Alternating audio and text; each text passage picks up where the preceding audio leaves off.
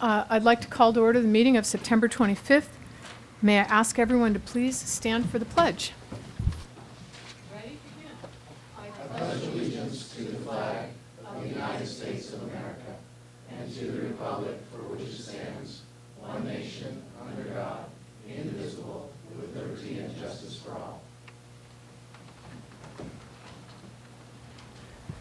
Thank you. Our translator is having car difficulties, and we are working on getting a translator down here ASAP. Mr. Gonzalez will be here in just a moment. Okay, when he comes in, I'll have him introduce himself. Good. And then if anyone is in need of hearing assistive technology, it's available as indicated at the bottom of the slide. Closed session action, no action was taken, but I want to note that B2, item B2 was postponed. Item C5, acceptance of donations. Appreciation. Second? So that was Noel and Parker. All those in favor of accepting gifts with appreciation signify by saying aye. Aye. Aye. Any opposed? No. And unfortunately, we do not have Ms. Cordero with us this evening. She's home ill. Introductions, proclamations, presentations, or recognitions. Well, we do have a presentation this evening. I'd like Lawrence Gamble to come forward to the podium. With us this evening is Lawrence Gamble to update us on Santa Barbara High School's Academy for Public Policy and Leadership, also known as APPLE, capital A, capital P, capital P, capital L, little e. Good evening. Mr. Gamble, Thank you very much, Dr. could you Saras. use the microphone, please? Oh, Yeah, you can take it off if you'd like. There you go. how's that? Does that work? Reminds me of karaoke night, one of the things we did at the Apple Summer Institute this past June. I'm Lawrence Gamble. I'm a teacher at Santa Barbara High School. In case you had a hard time guessing, I teach government at Santa Barbara High School. And I am the sole director of the Apple Academy. I don't know how much of the background of Apple you all know at this point, and I know I've been given 6 minutes, so I will try to move along. I would like to say, though, that the idea of Apple originally came from one of your current colleagues, Paul Turnbull. And I think our very first conversation we had at Santa Barbara High when he'd been hired as principal was he kind of buttonholed me in the hallway and said, "Hey, what do you know about the Kennedy School?" And I said, "Oh, I know about the Kennedy School." He said, "Let's do it at the high school level." And I said, "Oh, that's great." And then I thought, what is he talking about? And you know how the world of education is. A lot of people have a lot of great ideas, and then that's the end of it.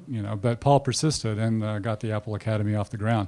So we're in our second year now, and so we just have inducted in the class of 2010. So I've put together a very brief, hopefully, PowerPoint presentation. That's the first slide. Okay, so what is our mission? Several missions, but all focused around public policy, the creation of effective leaders, stressing the importance of civic engagement at all levels, from the high school level all the way up. In addition, we expose our kids to college level curriculum. That's what we did in the Summer Institute, and this year the 11th graders are taking dual enrollment courses with City College, and they will also do that in their senior year. And we hope that some of them end up going into public policy, in law, diplomacy, public service, or perhaps in education or some other related field. And at the bottom line, the idea is self-empowerment. One of the things we wanted to do with Apple is have the Apple group, the cohort every year, be representative of the student body in all respects. And as you can imagine, a lot of people have hoped to do things like that at the high school level, to have a representative group, and it's not always easy to achieve. But I think we're making some progress. I think it's going to be a long-term process to get kids who are in traditionally underrepresented groups to even think that they might want to participate in this type of thing. So that's sort of a segue to the next slide, which is these are our demographics. Broken down as I thought appropriate. So we're pretty balanced on male, female, actually more girls than boys, which is a good thing at this age level. Title I, non-Title I, that also includes reduced lunch. I just clumped them together just GATE, non-GATE, and then ethnicity. So at the top you have our first cohort, and down below you have our second cohort. So we're not quite as balanced ethnically as I had hoped. I don't really know why that happened this year. Last year, Kurt Schultz was our co-director in charge of administration, and he was really the person who went around and beat the bushes to get the kids to apply to the Apple Academy. He's no longer with us. You may be aware of this. He's moved to Oregon for greater job security and the ability to buy a home. Think about that. So I'm going to work this year to see if I can improve our balance in the class of 2010. We're not a charter academy, so we can basically do whatever we want. We make the counselors happy, so we don't impinge upon the master calendar in any way. The kids don't have to be together. Of course, that's a difficulty because we're a very diffuse academy. In fact, I pleaded with Paul Turnbull. I said, the last thing you do before you turn out the light in the principal's office at Santa Barbara High is find us a room somewhere that can be the Apple house, the Apple place. And Paul wasn't able to do that this year, but we're hopeful for the future. So anyway, so those are our demographics, and this is a brief overview of our program. In the sophomore year, we have a monthly evening lecture series, usually on Wednesday nights at our theater, our recently remodeled and beautiful theater, I might say. The kids meet twice a month for luncheon meetings, and then Professor John Park of UCSB has been very, very generous with his time. It's a long story, and I don't have the time, but he basically volunteered to help us out, and he's very enthusiastic about this, and he's really doing it just because he believes in what we're doing, and he's a really nice human being. He's not really getting any compensation, at this point at least, for all the time he's put into it. So we had the kids out in January for a seminar at UCSB that he gave in democratic theory and public policy. An Apple retreat, which we're planning now for the fall for the new kids. And then at the end of the sophomore year, the Summer Institute, which I'll talk to you about a little bit in a few minutes. Then in the junior year, the kids are expected to begin taking dual enrollment courses. Right now, we're offering Administration of Justice 101, which is basically the American criminal justice system, taught by a city college teacher at Santa Barbara High School. I'm teaching Political Science 101, American Government and Politics. We're doing our best to make sure all the Apple kids take at least one dual enrollment course in their junior year. The lecture series continues, the luncheons continue, and Professor Park wants to come back and kind of continue the learning from the Summer Institute with the juniors. And excuse me, and we're also talking about, actually Pedro Nava invited us to come to Sacramento because he was at the Summer Institute, and so we're talking about that, and I would really love to take these kids to DC in May, sort of towards the end of the primary season. It would be a wonderful time to be in Washington, D.C. And I know the district is not really always thrilled about out-of-state travel, but we'll just have to talk, Dr. Sarvis. We'll work something out, hopefully.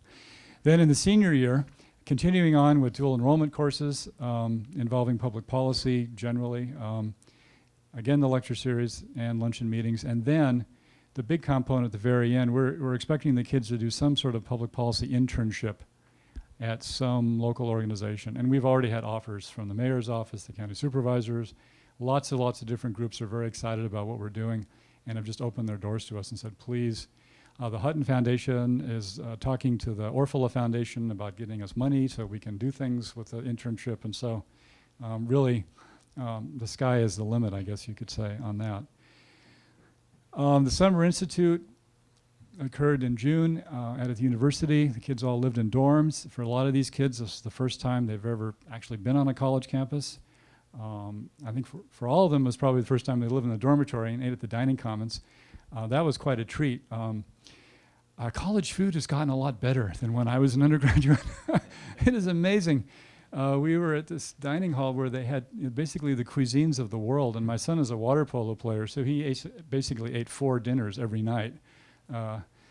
And so what we did during the day, when we weren't eating, of course, was that we had lectures by UCSB professors, and I believe, Mrs. Harder, were you there for one of the lectures? Maybe you can fill us in on that, because I didn't get to sit through that one.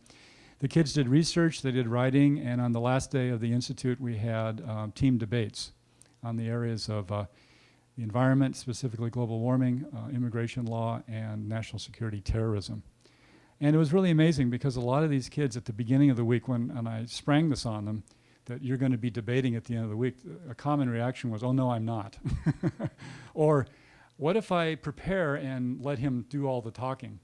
And I had to make a decision at that point. And I said, no, everyone is going to say something. And it was good that I was firm because they accepted that. And by the end, everybody did it. No one backed away, which was great. In the evenings, we had guest speakers. Paul Orfila came one night. Chancellor Yang spoke to the kids. We had movies on public policy. We had 2 nights of athletics. I don't know if you've ever done the ropes course, but that is a great experience, and the kids really love that. And we had a karaoke night. And of course, being the big ham I am, I'd grab the microphone and wouldn't let anyone else sing. And finally, the last night, we had a dinner and reception for the parents, which was very well attended. And Pedro Nava showed up, and he is a great speaker. I'd never heard him speak before, and he was just an enthralling speaker. And I think some of the Republicans in the audience were thinking they might vote for him next time. I mean, he was so good. And so we're going to do it next summer. Professor Park is on board. We have a graduate student who helped us this year. He's on board. And our current cohort of the class of 2010 will be doing the Summer Institute. So as you can imagine, there's a lot more I could say, but I think I'll end it here and ask if you have any questions at this point.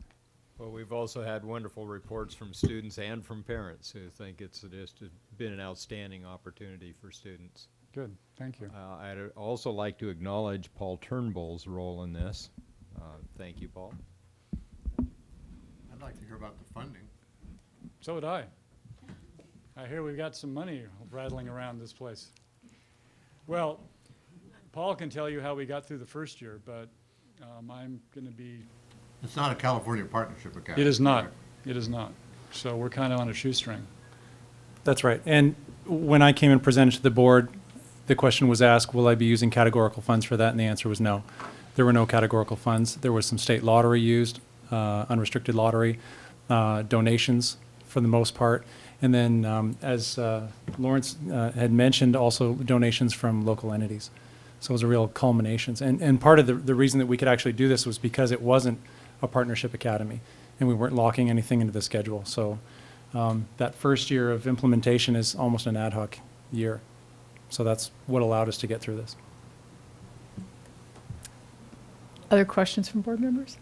No, we appreciated the Okay. update, Mr. Gamble. Thank you very much. We enjoyed it. Thank you for your And time. I have to say, in terms of representation, I think Apple's as doing as well or better than even the partnership academies in terms of their representation of the diverse student body at Santa Barbara High.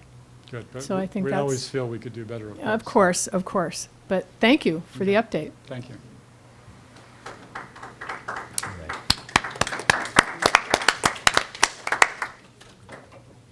Superintendent's report. Or you're Good. still on- No, we're done with Okay, okay. presentations tonight. Superintendent's report. My office regularly issues a report to the board called the Board Brief. It's a collection of reports and articles on school and district matters. A copy is on display in the reception area or can be provided through my office. I'd like to highlight just 2 items from the September 14 Board Brief. First is the secondary district's plan for the development of common assessments in ELD, English Language Development, English, Math, Science, and Social Studies, starting with the assessments developed last year, especially in Math. Second, we included an interesting map from Fiscal Crisis Management Assistance Team showing counties in the state with a significant number of districts with declining enrollment. They are primarily coastal, although it seems like only the center part of the state is actually growing. It also shows the number of districts in fiscal crisis. Well, September 20 was Jumpstart's Read for the Record Day. Jumpstart is a nonprofit organization that pairs caring, trained mentors with at-risk preschool children one-to-one for a year to build critical language, literacy skills, and initiative skills. Mayor Marty Bloom participated in the day by reading the story of Ferdinand to a classroom of children at Harding Elementary School. the city donated 40 books to the school, and the mayor issued a proclamation. I was at the city council meeting to receive the proclamation declaring September 20 as Read for the Record Day, and here's our proclamation. Mayor Marty told me that all the kids asked, now this is the story of Ferdinand. If you haven't read Ferdinand the Bull, go back and reread it. They asked if it's a true story, and I said it's a real story. Santa Barbara High School's virtual enterprise class recently went to Griffith Park in Los Angeles for the September 23rd Day of Peace hosted by Jane Goodall's Roots and Shoots. The class set up a poster board display on EcoCell and Virtual Enterprise. They were the only high school group from the Santa Barbara County to attend. The highlight for staff and students was meeting world-renowned naturalist Jane Goodall. Dr. Goodall signed their EcoCell box, which was a special honor since she was not doing any other signings at the event. She spent several minutes with the Virtual Enterprise group discussing their EcoCell recycling batteries and Vita service learning projects. The students attended the Giant Dove event where Dr. Goodall spoke, and at the end of the day, the class received a signed certificate of appreciation from the Goodall Institute. San Marcos High School will begin its celebration of 5 decades of education on September 28 with 50 years of royalty. That's the name of the event, 50 years of royalty. The day will be filled with tradition when many of the homecoming queens, beginning with the queen from 1958, participate in activities throughout the day and during the evening's football halftime program. The California Department of Education recognizes September 24 through 28 as Deaf Awareness Week. The Santa Barbara school districts serve 25 students in the Deaf and Hard of Hearing program. There's one classroom teacher in the elementary district who serves pre-kindergarten through 6th grade students who are identified as deaf or hard of hearing. 2 itinerant deaf and hard of hearing specialists serve kindergarten through 12th grade students, and 4 sign language interpreters work with students accessing communication within the school environment, and 2 transcribers assist students with class lectures. We provide regional program services for the Santa Barbara County SELPA. SELPA is a special education local plan area to deaf and hard of hearing students from Carpinteria to Gaviota Pass. And upcoming events, well, in the coming weeks, let's see, I think the first one is just an announcement. Using the pseudonym of J. Cruikshank Muir, author, Dos Pueblos High School government teacher and decorated former Marine John Muir has published a collection of poems based on his experience in Vietnam. The book is entitled Tigers and Songbirds, and is available at Borders and at Chaucer's. Jody Miles, a 3rd grade teacher at Adams Elementary School, will be honored on Sunday by Santa Barbara Beautiful. You know, Jody Miles puts together the Arbor Day celebration. She has a garden at the school and has great experiences for students. Phil Levian, who we've seen with his students, primarily English learners, performing Shakespearean productions. San Marcos High School teacher will be one of the 3 honorees of the October 28 Anti-Defamation League's gala at the Doubletree Resort. And the 2nd District's annual GATE and Advanced Learning Information Night will take place on October 29 at the Marjorie Luke Theater. Thank you. Thank you. I want to backtrack for a moment here and have Mr. Gonzalez introduce himself for Spanish translation.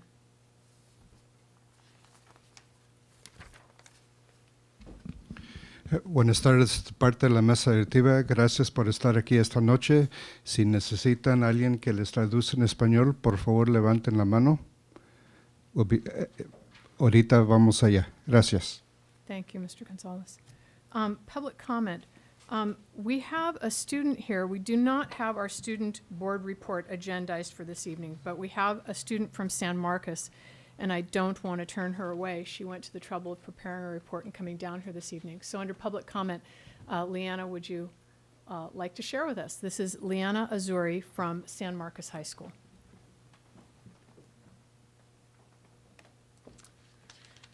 Hello. So I'm the student board representative for San Marcos High School, and I'm here to report on what is going on this week and in upcoming weeks.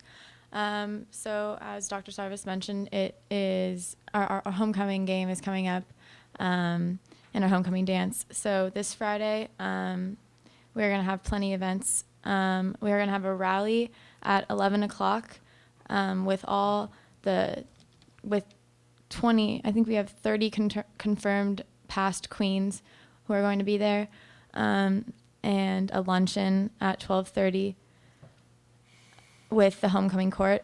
We also are having a carnival at 4:30, and the football game will start at 7 p.m. against Oxnard.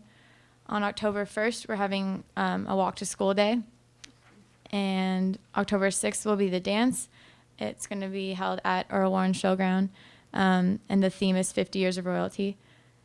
And National Honor Society is starting up again, and we are going to have a meeting on October 15th. And also on October 5th, we are starting a program, or we are taking part in a program that DP is also involved in called Rachel's Challenge. And Rachel Scott was the first person killed in the Columbine incident. So she had this, there's this program going on, and it's to start a chain reaction of kindness and compassion. And we're going to have a double assembly.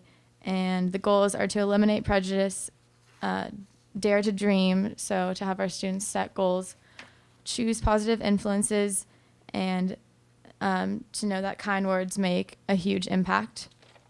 Also, we are starting our annual fundraiser in November, the Penny Drive for the Santa Barbara Unity Shop, and also Kids Helping Kids will start up again. So last year, between the Penny Drive and Kids Helping Kids, we raised over $70,000. So we're trying to top that goal this year. And also, senior magazine sales are underway for prom, and we are trying to boost our school spirit by wearing red every Friday. So, thank you.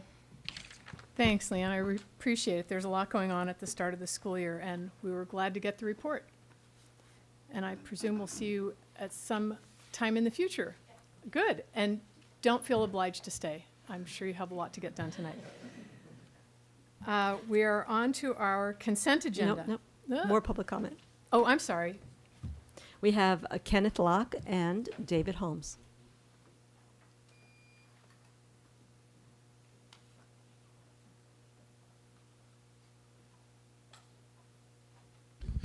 My name is Kenneth Locke. I spoke before the City Council, did a public comment, and I made them aware of their lack of ability to establish policy for this community in relation to the subject of art. And I explained how that is. It's based on the fact that they haven't not had a teacher who could have provided them with knowledge, with the understanding of what the meaning of art is. And what I'm bringing to the table is I'm claiming to be a teacher and also cause a reformation in relation to education, based on the fact, again, there hasn't been a teacher who has taught the subject of art with the authority that I have. And that's the whole basis of this renaissance that I'm claiming to be the genius of, is that I'll integrate small communities like yourself and then with a larger community. I'm developing a museum online that will, it's kind of like a reformation of museums and how they go about business. From my perspective, I'm going to go back and identify the artists who made contributions to the evolution of human consciousness through the abstract art movement of the 20th century. And what I'm claiming to be is the last of the avant-garde painters. Yeah, the museum is called the Museum of Avant-Garde Painters. And then what I provide the means for is so we have knowledge in relation to a beginning and then an end in relation to an art form. This art form is painting. And then with that, we can have the ability to cross-reference that exercise. And I explained it in relation to the evolution in relation to Jackson Pollock's work. And I hope everybody knows who Jackson Pollock is, based on the fact that he kind of got into the dance or like the exercise of painting. And then the byproduct of that relationship, he created objects which were void of form, transcended above form. And then in this Renaissance, to kind of prophetically let you know how it will be there, is we'll understand a relationship with art in relation to a person's relationship with the exercise of painting, not the object. This is the whole basis of a transcended 30 seconds. a relationship. And then with that, then we can understand the connection between painting and music and dance, and then also athletics, kind of ... This is the whole basis of this next stage being a time of interdisciplinary, and then explain it in relation to the mind, body, spirit, soul integration. I'm hoping that the city recognizes what I have to offer and then puts me to work kind of thing, as well as yourselves. And I invite any kind of dialogue. You can get me through my email on my website. Thank you. Thank you. David Holmes.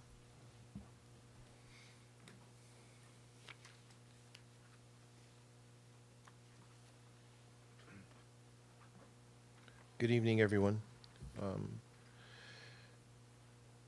This year, this fall, San Marcos High School is presenting Moss Hart's Light Up the Sky. This is a screwball comedy. It's wonderful. No thinking involved. It's delightful. It's a brand new thing for the students at San Marcos. It was written in 1948, but it's brand new to them. That's the joy of being a teacher of high school. Santa Barbara High School is mounting a production of Peter Pan. Flying by Foy is coming in to fly the students. It should be a spectacular production. DP, although I don't think they can make it into their new theater, that beautiful new theater, but they're doing Witness for the Prosecution. We're all performing at the same time. Light Up the Sky is November 15th, 16th, and 17th. Witness for the Prosecution, I believe, opens on the 8th, 9th, and 10th and runs through the 17th. Peter Pan, I believe, also opens on the 8th. But you should check those dates. I hope that you can all make it to all of these performances. It's kind of like a theater festival right here in our town of high school. The performance, though, is only one part of the entire curriculum, but all of the curriculum points to this one performance. Everything that we do is pointed at the performance. The performance is the model. All the skills that we're teaching in our entry-level classes, all of those skills are present in the performance after the students have rehearsed. I've been here, excuse me, Providing translation. sorry. That's okay. It's a very distracting. I'm very, and the stress levels in my job just keep going up. I've been here many times lately, providing a voice for the arts and the electives. It's my hope that one person can make a difference. I try to impart that concept to my students so that they'll be an active part of this community and of society. I've been fighting for elementary music, 7th and 8th grade electives, curriculum council, PE, health requirements which impact the electives, 30 seconds. the budget. And I wonder sometimes why I should be up here. Fault me for caring so much. I'm nearing the end of my career, and I hope that I can end my career in the classroom, teaching theater, directing plays, because that is what gives me the greatest joy. Also, I'm looking forward to spending more time with my family. I shouldn't be here. I should be home. I hope that when I do leave this job, I hope that I am still teaching in the electives. Their importance, art, the importance of art in education. I pity the day when we don't have it anymore. It's It's an amazing thing. Without it, thank you. Thank you.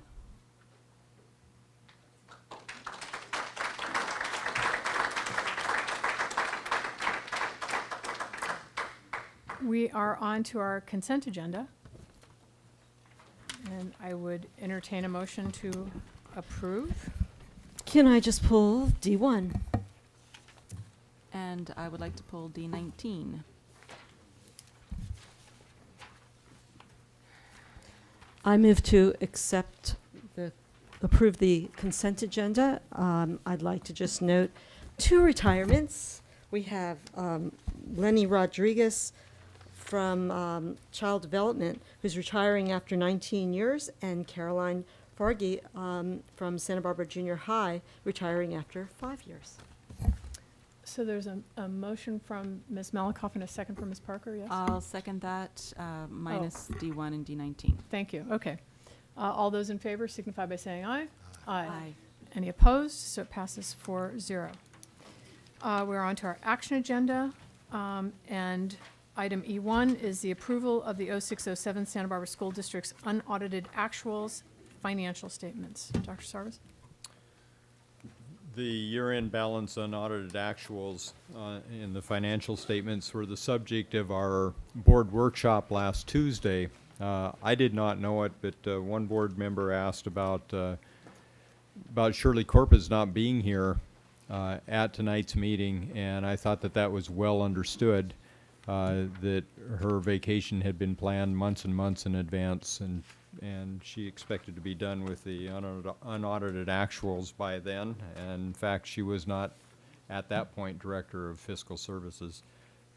If the board would like to discuss postponing this, you certainly may, but we are prepared to give the report, and Ed Diaz, the Assistant Superintendent, as planned, would give the report. I'm prepared to proceed. Okay. I'm prepared to proceed, Dr. Sarvis. I'm the board member he's referring to.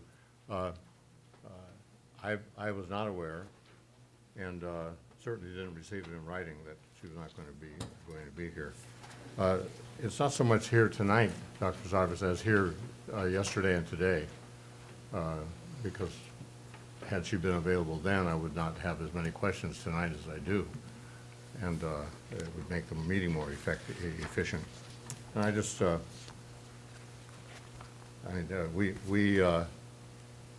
we went through the budget process on June 29th without a Director of Fiscal Services present, and we're doing it again now, and that is the most expert person on staff, and it's just unfortunate that we don't have that expertise at our disposal, as I say, both in the preparation as well as here.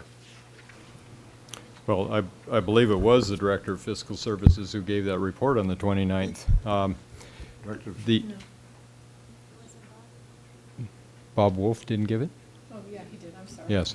But if you do have questions as we proceed, if we do have questions and we don't have ready answers, then we have mechanisms in place so that we can follow up on those answers. We often bring information back to the board in the board brief, or we can further agendize a discussion of any of that information. If I may, Dr. Sarvis, I would say acting out of an abundance of caution with regards to the 06-07 and the heightened level of concern that exists with regards to credibility and questions that people have, any misunderstandings by any board member or community member with regards to Ms. Corpus's availability this evening to answer questions. There's just so much work that went into this that I would feel awful if people felt like they were passing this or approving this without complete and thorough answers to their questions. And it would be my recommendation, for what it's worth, that you did pull it for a later date until we do have our full staff here that can answer all the questions. I would hate for any misconceptions or wrong ideas be developed that this thing was rushed through without the proper level of due diligence by anybody. And as much as I appreciate your willingness to proceed, I just think that we would be better to hold it to a later date. it's done and it's complete. Well, I guess I would find among the options that proceeding the best option. Worked on this most of yesterday, from today from 6 o'clock in the morning, and it's fresh in my mind. I'd like to pursue it because it won't be fresh in my mind next time. So let's proceed with the presentation.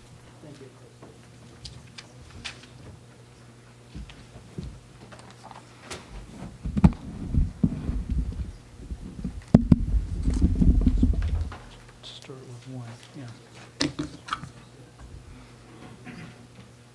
We'll be using overhead slides this evening because the information did not change at all, with the exception of the first item, which I'll note.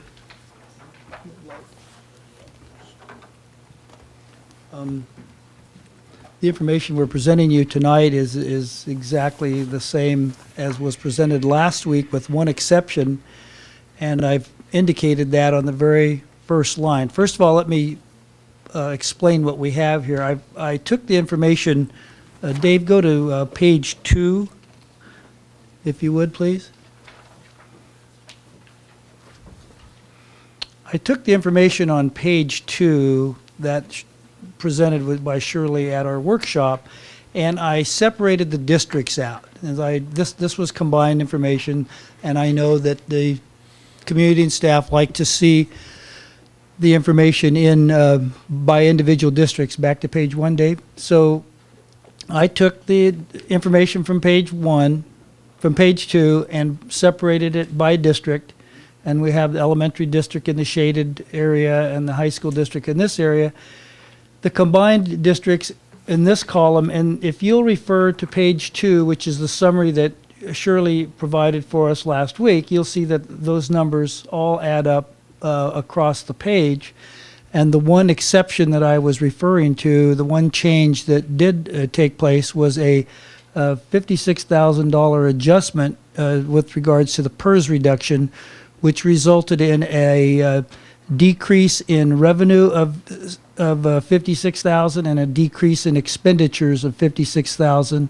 Therefore, no net change to the ending balance. And this, we'll go down the page as you see the revenues, the expenditures of the elementary district, down to the various adjustments that take place throughout the year to account for the transfers for direct costs, indirect costs, transfers into the retiree funds, etc. And the undesignated portion of the ending balance for the elementary district here being 0. And again, the total ending balance. The same for the high school, going down. The audit adjustments that you see here were discussed last week, which were the reduction in MA revenues. Initially, at the end of 05-06, the MA revenues were overstated by some $453,000. They were accrued. The accrual was by $453,000 too high, so that is an adjustment to reduce that. The restatement, the $10,000, that was a double posting of an accounts payable that had been sitting in our finance system for, I believe, 2 fiscal years, and it was a programming issue that was finally resolved. So that's what that $10,000 is for. And then we go down to the same information that was presented last week, the ending balance, and again, the undesignated portion for the district at the end of 06-07 is $1,173,127. What that means is the board has discretion on whether or not to spend that money and how to spend it. So that is the summary page of page 1. Going on, are there any questions on this page before we move forward? Okay, Dave, page 2. Briefly, page 2 is, again, what we referred to as the combined document with both districts, combined the numbers, revenues, expenses, contribution to restricted programs, other finances, sources, and uses. Again, coming to our ending balance of $12,157,592. Once again, with a reserve for undesignated amounts of $1,173,000. Site carryover lotteries money, 405,000. Our reserve for economic uncertainties at 3%. Inventory and revolving cash. Again, no changes from last week. The changes to this were noted on slide number 1. Mr. Diaz, if I can stop Yes, you ma'am. for 1 second. A take question my- was raised last week. I'm going to take my jacket off. Is it? It's very is warm it in me here, or yes. this- No, it's it's hot enough up extremely here, believe me, but especially so tonight. I think we should all get as comfortable as we possibly can get. A member of the public, maybe 2 members of the public, if I remember correctly, raised the issue of why are we making contributions from unrestricted general fund to the restricted general fund? And if you could account for that $10 million plus. I can, and we will, if we would refer Dave to slide number 8. Oh, we can wait. I Oh. just wanted to raise the Yeah, question, but that's fine. let's well, it's clearly explained on slide 8. 10,229 combined, and I can tell you the lion's share of that is your special ed at 5.3. Your transportation, you've got about 500,000 in transportation. And you've got $3.5 million to routine restricted maintenance. And what that means is the state, I don't like to use the word dictate, but the state per code tells school districts that they must spend 3% of their entire budget on routine restricted maintenance. And what that essentially is Function 8100. So all the things that we use to clean our schools, to keep them up, the upkeep of them.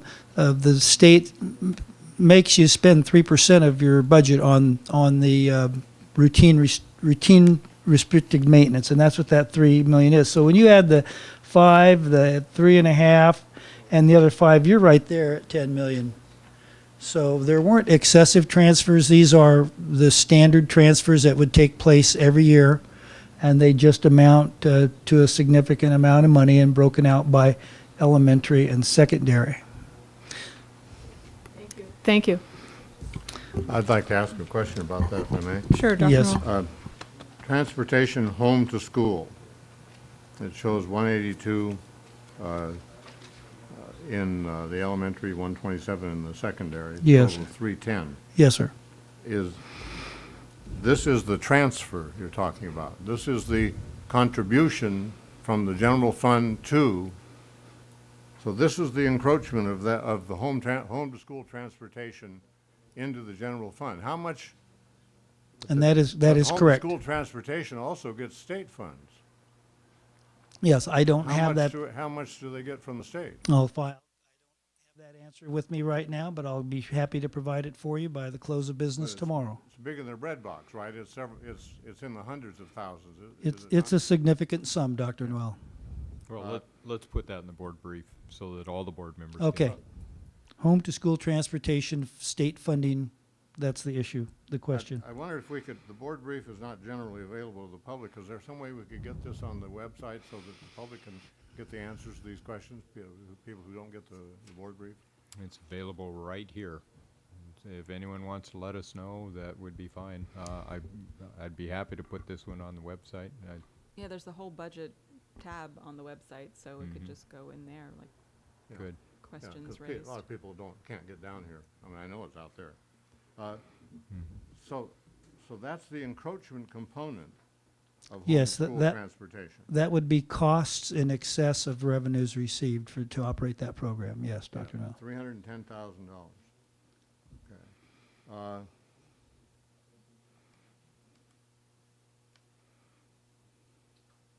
I didn't know that Title I encroached, the Title I Basic Grants Program. Could you explain that?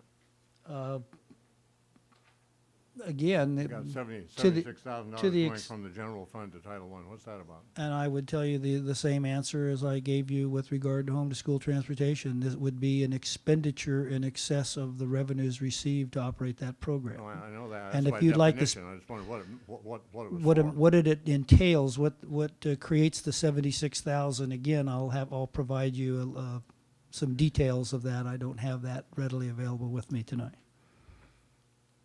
And the cafeteria fund is in here for $228,065. That would be transferred, or a contribution from the general fund to the cafeteria fund. Or what, this is all past tense. This is what happened in 06, 07, right? Yes, it is, Dr. Mel. Okay. And that, again, would represent the costs in excess of the revenues. Yeah. Now talk to me about the property and liability component, $150,000, property liability insurance. Do we not, in the insurance funds, in Fund 57, do we not charge, or do we not pay a share on a regular basis from the general fund into that fund? My understanding is that those payments are made regularly according to an estimate as to how much the fund should have in it. It's a self-insurance fund. That estimate presumably has some basis in an actuarial report or study. Yes. And that if they're run properly, there's no deficit spending in them.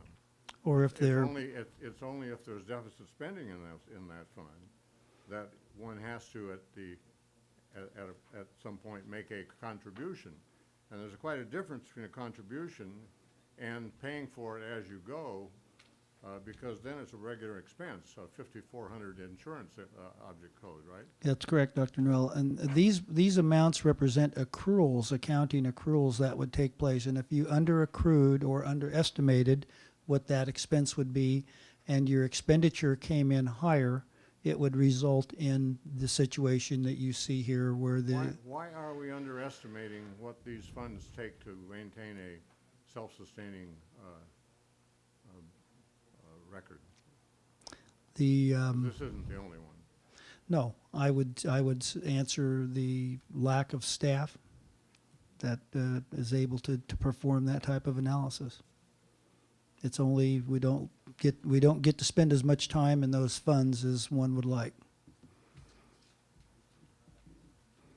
It has, this, I'll come back to that issue. The dental fund, the same thing. Retiree benefit fund. Now, I don't quite understand that at all, because I thought that was, first of all, let me ask you, this is retirees, who are these retirees? These are not. Former employees, Dr. Noel, past employees that have retired from the school district. And what kind of benefits are these? They can continue to be on, I don't know the exact details, they can continue to stay on our health and welfare, our vision, our Are dental. these part of the 18 million unfunded liability, or GASB 45 liability for health and welfare? Yes and no. Yes, they could be part of that group. We don't have, as you know, GASB was sort of like being pregnant. Either you're in No. that or you're not. I wouldn't characterize it in such a way, but we do have an actuarial study that was prepared in October of 2005, and I have made contact with the same company, Aon, to begin another study beginning in October of 2007. The actuarial studies per GASB 45 required to be done every 2 years. The sum total of the $18 million figure that you referred to is what the present value of all of those estimated costs that would be out over time to fund all the costs of the people that are retired now, the people that are working for the district and that will retire.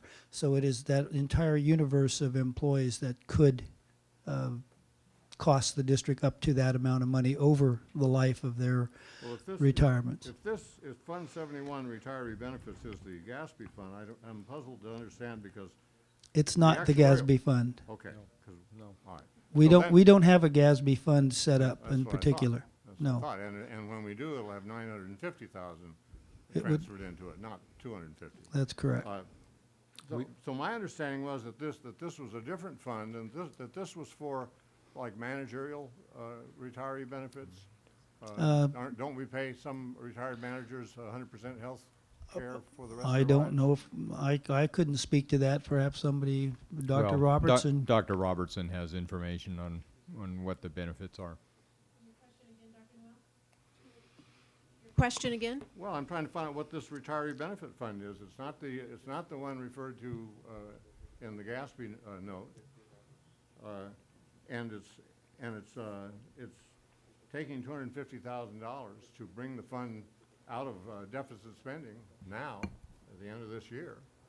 And I'm trying to understand what it is and why it was in deficit spending and why it needs to be bailed out right now. This year's? Yes, that's what you answered last time, was that it was just this year's, whereas the Gatsby is future years. Yeah.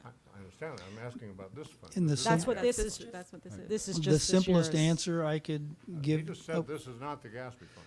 Right. The simplest answer I could give you Well, let's- is we may have under-collected from the retirees for the cost of their ongoing benefits, and the difference there represent an encroachment, if you will. And I don't know how many years that represents, what the time period is there, but in the simplest sense, that would be the simple answer.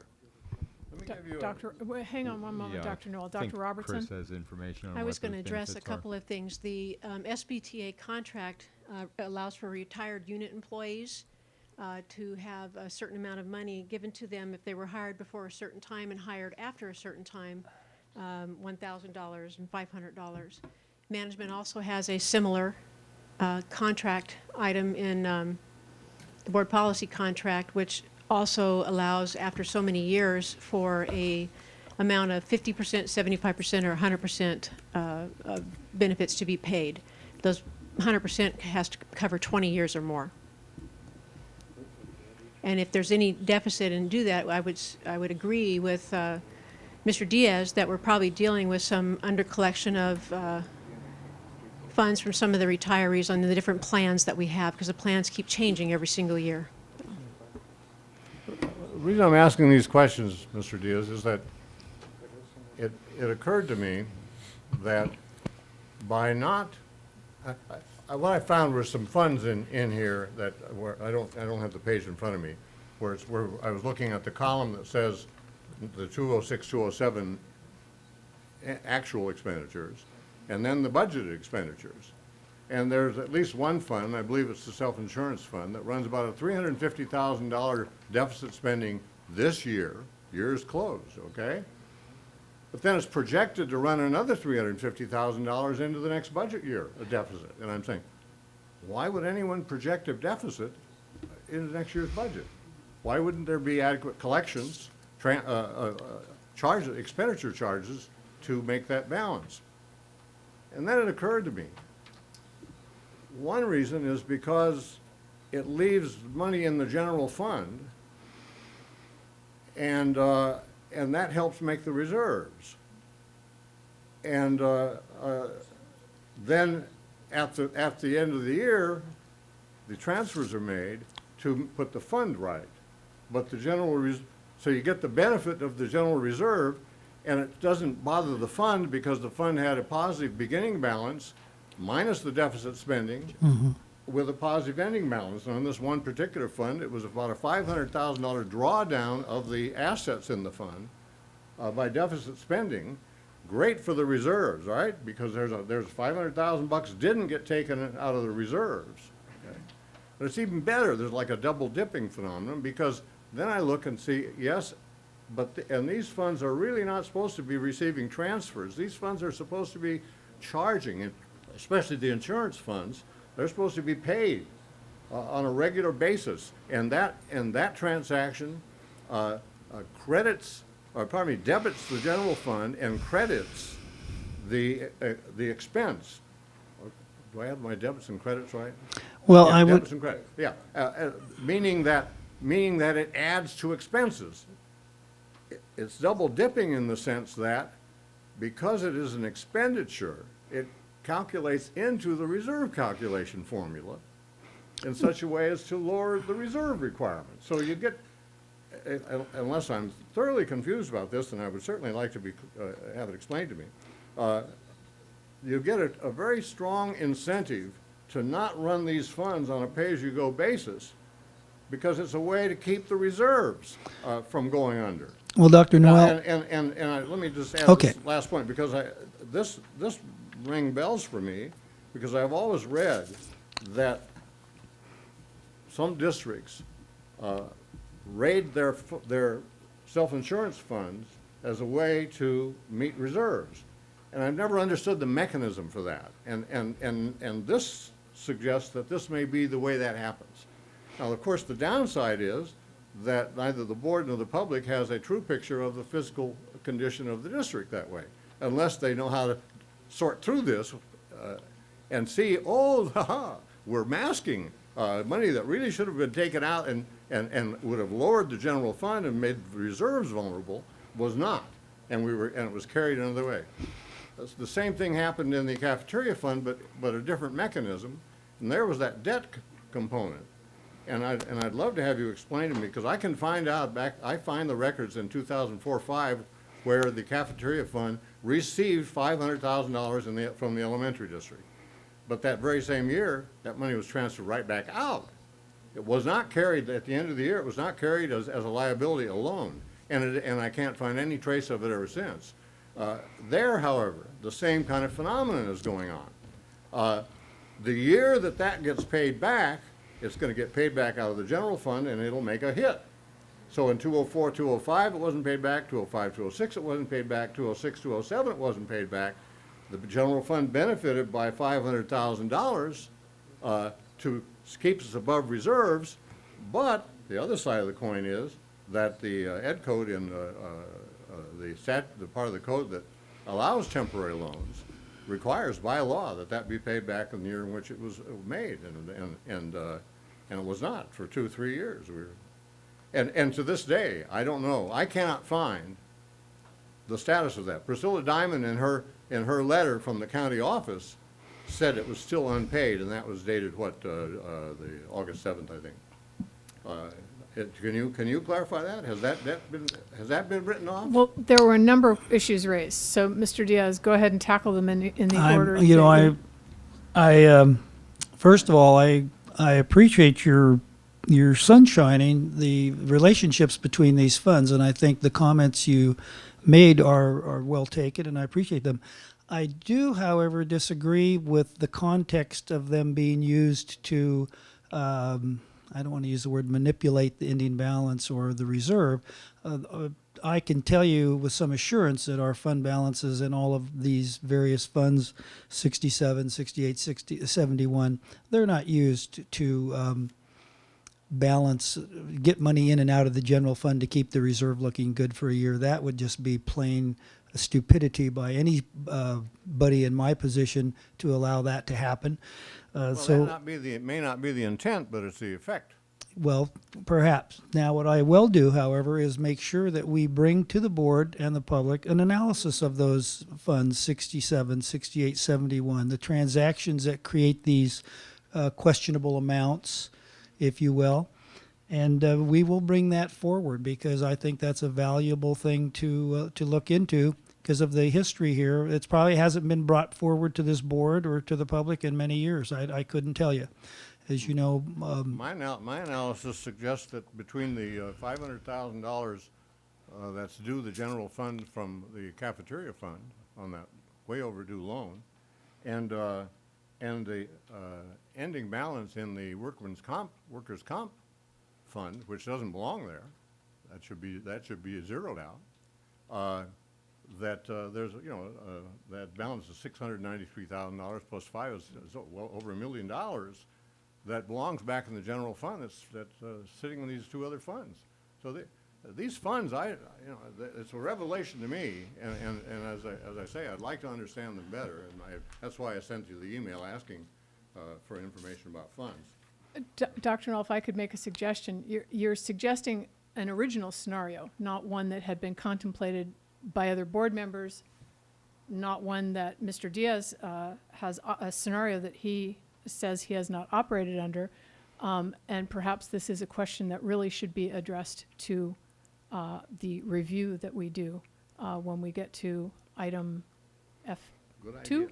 Okay. Yes, absolutely. May I ask a question? Yes, ma'am. May I ask a question? The question that came up at the last meeting was actually, when you look at the unrestricted and restricted columns on page 2, why is it that it looks like we're at a negative about 6.6 million in unrestricted, in restricted, and yet we transferred over 10 million?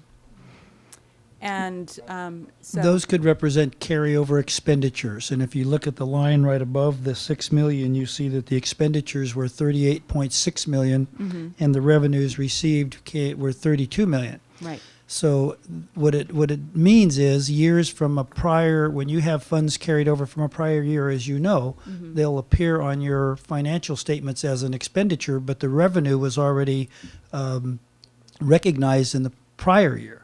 So you have 1 year with all the expenditures in it and no revenues, and that's why that's such a large So there could out be a of difference balance. there. I thought it was Okay. fundamental to accrual accounting that things would be booked at in the period in which they're made. The school Exactly. districts I don't use a understand that. modified accrual accounting, Dr. Noel. It's a modified accrual, not pure accrual. It's modified accrual.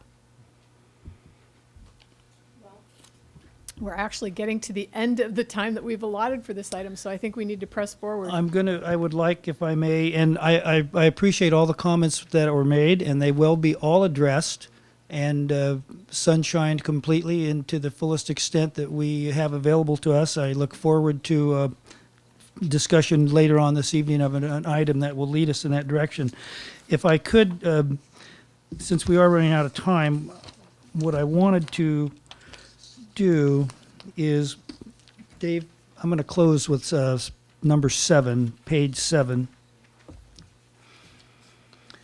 And just so that we can show that what we showed you in June 29th in this column and what we showed you last week in the unaudited actuals, the difference was 93,000 on some $98 million of money.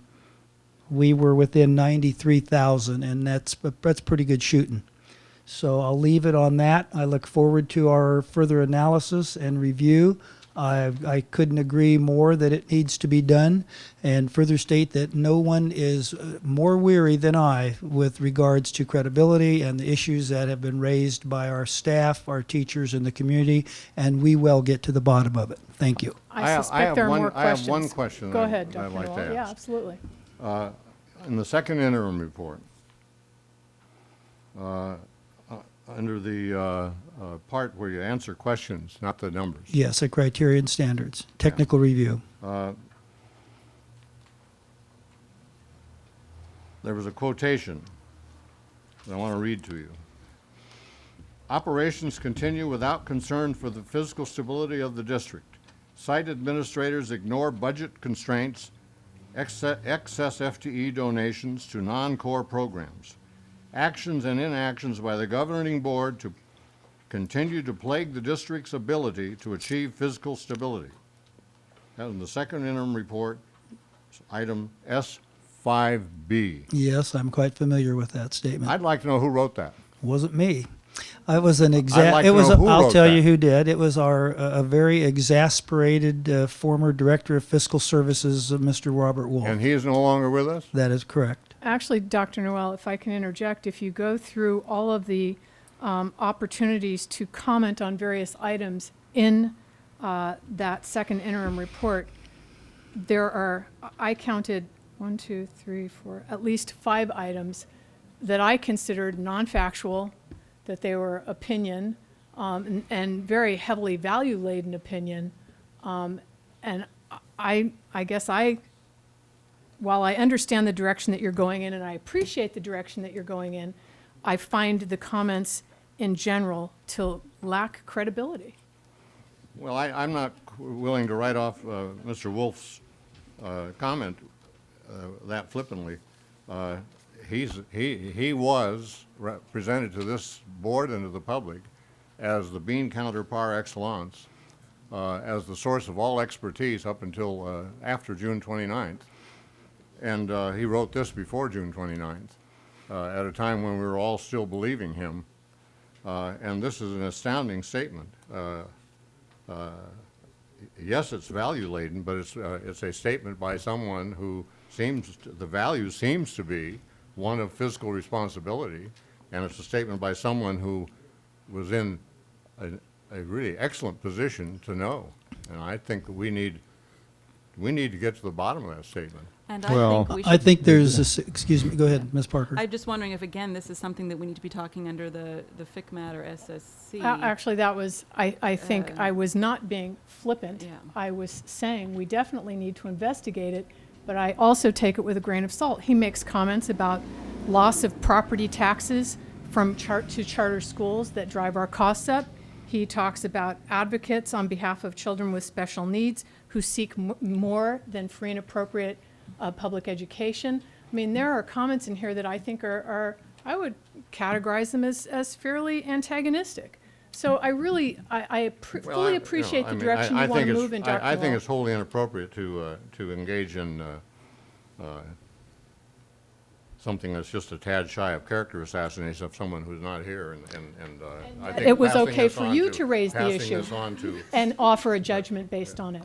Well, I'll tell the board, I'll tell the board and the This pub- document was signed by the authorities of this district, okay? These words were taken Mr. Sarvis took ownership of these words. And I don't As- think you as should, did I, and Dr. I don't Mel. think you should misrepresent them. They had to do with transfers. If you read the context, you will see that they deal directly with transfers.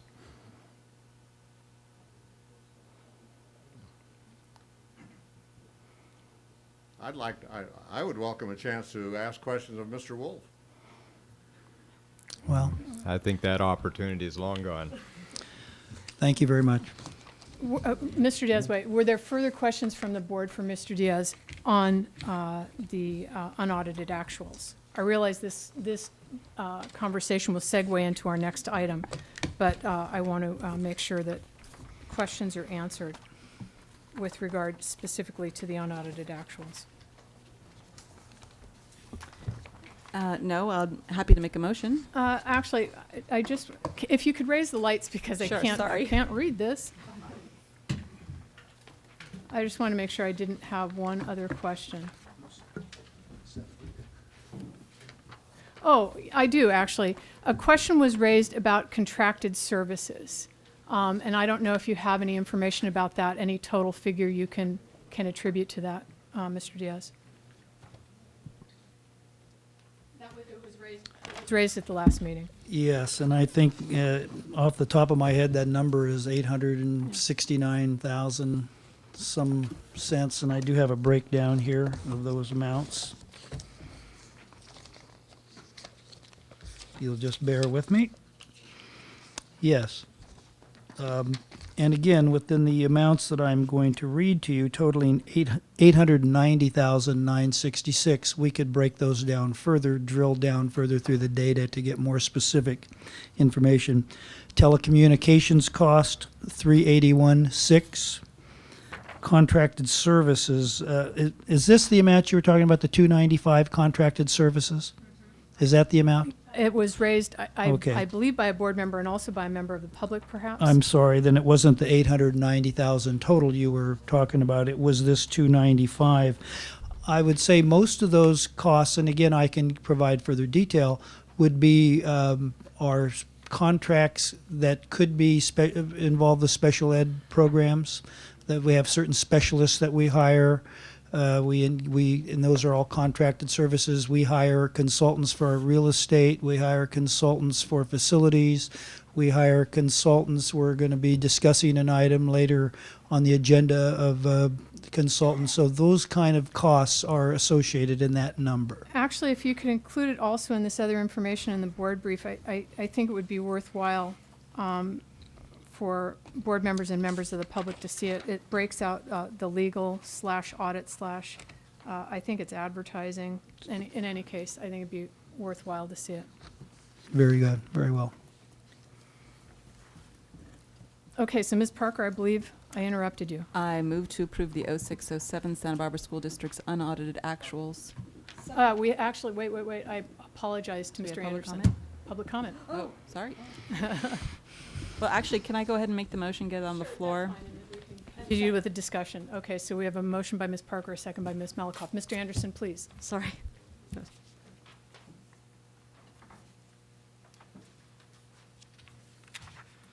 Thank you for the opportunity once again. I wanted to thank staff for preparing this information. Now it's up to 30 hours in advance. We're still not at 72 hours, but it's getting better. So let's keep it going in the right direction. I go back to this restricted reserve issue, and when I look at these numbers, I see a beginning balance on July 1st of 2006 in the restricted reserves of $3,075,000. At the end of the year, we have $6,628,000.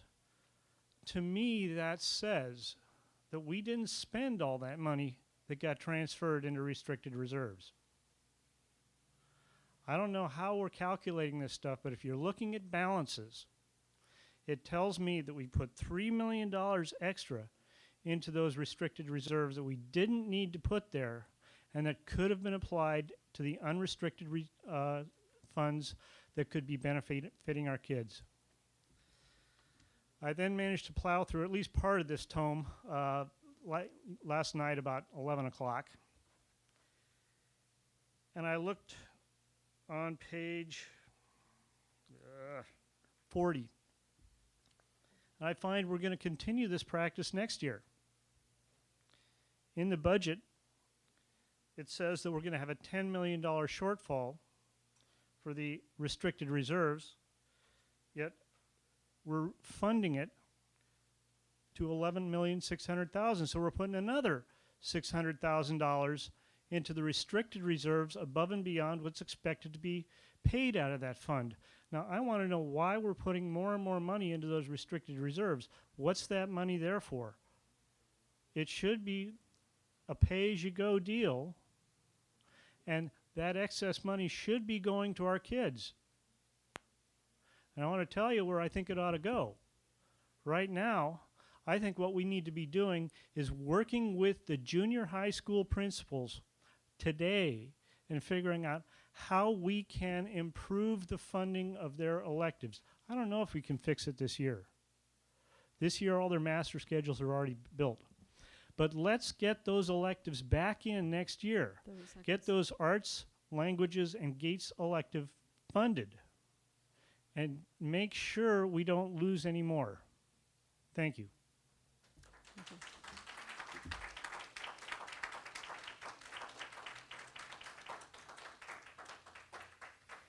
Thanks, Mr. Anderson. So we can still have discussion. Mr. Diaz, do you want to respond to why we don't pay as you go for the restricted funds? Mr. Diaz? And looking at page 40, as Mr.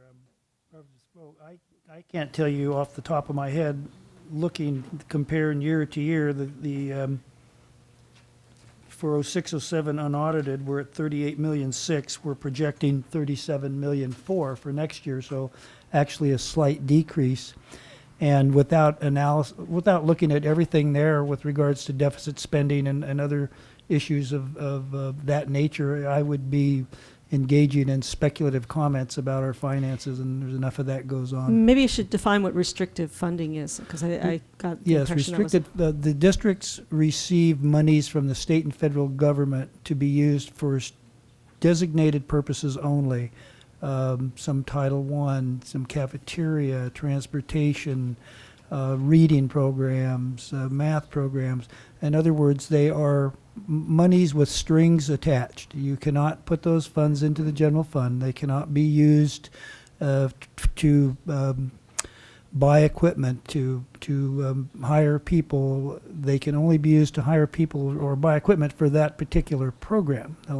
They have their each small fund substructure, if you will, that encompasses the same object codes as we use throughout all of our other funds, but they're definitely restricted for just specific purposes. Parker, yeah. I do think it would be worthwhile to have analysis of that.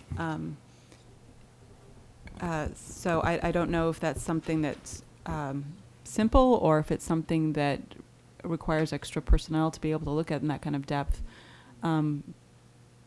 But it would be great for us to have that explanation. Well, on an encouraging note, we do have hired now someone who is working, I won't say exclusively in categorical funds, which the categorical programs are those to which you refer, with the special designations. So it will be easier than it has been in the past to provide that information, and it will be forthcoming. Thank you, Mr. Diaz. Any further board discussion?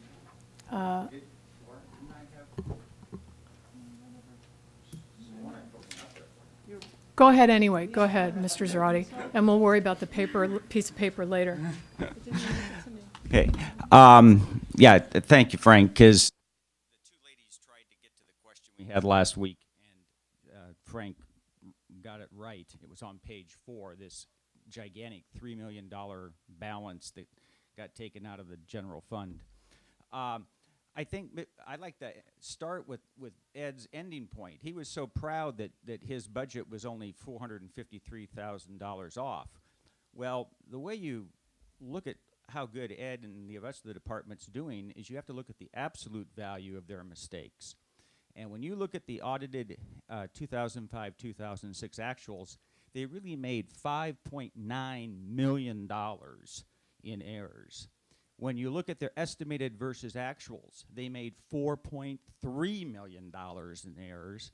And when you look at their revised budget, they had $4.7 million in errors. So over $15 million these guys can't put in the right bucket. Okay? Unbelievable.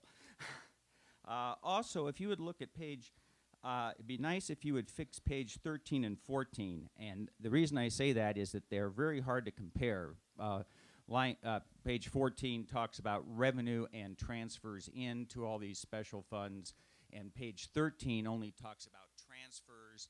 Maybe there could be a way that you could maybe combine those, and it might show the stuff a little easier. And I think my last comment is that I think, again, that if this board approves this, in my opinion, you are in violation of your fiduciary responsibilities to run this district. Dr. Noel has pointed out lots of questions. I cannot understand how you can have a balance in the workman's comp fund when Dr. Sarvis signed a document that said he has no liabilities for workman's comp, and you have a $600,000 reserve. You got a problem. So I think if the 4 of you vote to approve this, you should be held accountable earlier than next November at the ballot box for absolute disregard of your fiduciary responsibilities to protect the public's money. Thank you. I need to comment since you have someone advising you who doesn't understand the workers' comp fund. That is dead wrong. We need to have a balance in that fund, and we'd be happy to give you that explanation. And if you wish, I can comment on that. On which, Mr. Price? The workers' comp retention, which requires continued funding. Please do. I thought about speaking to that earlier, but held my peace. But in light of the most recent misinformation, I think it's important to point it out. CISC has not assumed the obligation for the pre-CISC liability. That is to say, there was a tail policy, if you will, meaning a policy that was picked up to cover the workers' comp liability for the time period prior to the time we went with CISC. That was placed by our broker, Keenan, with Fremont Insurance Company. Fremont went insolvent.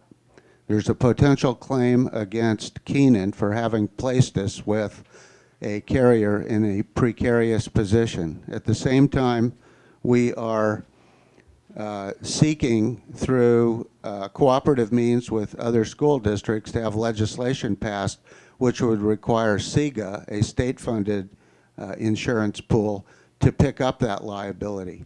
In the meantime, and I say this because an attorney in my office worked with Mary Stark previously and now with Ed's staff on this, that there is an outstanding liability which is ascertained each year, and it's necessary that that liability be met through a reserve.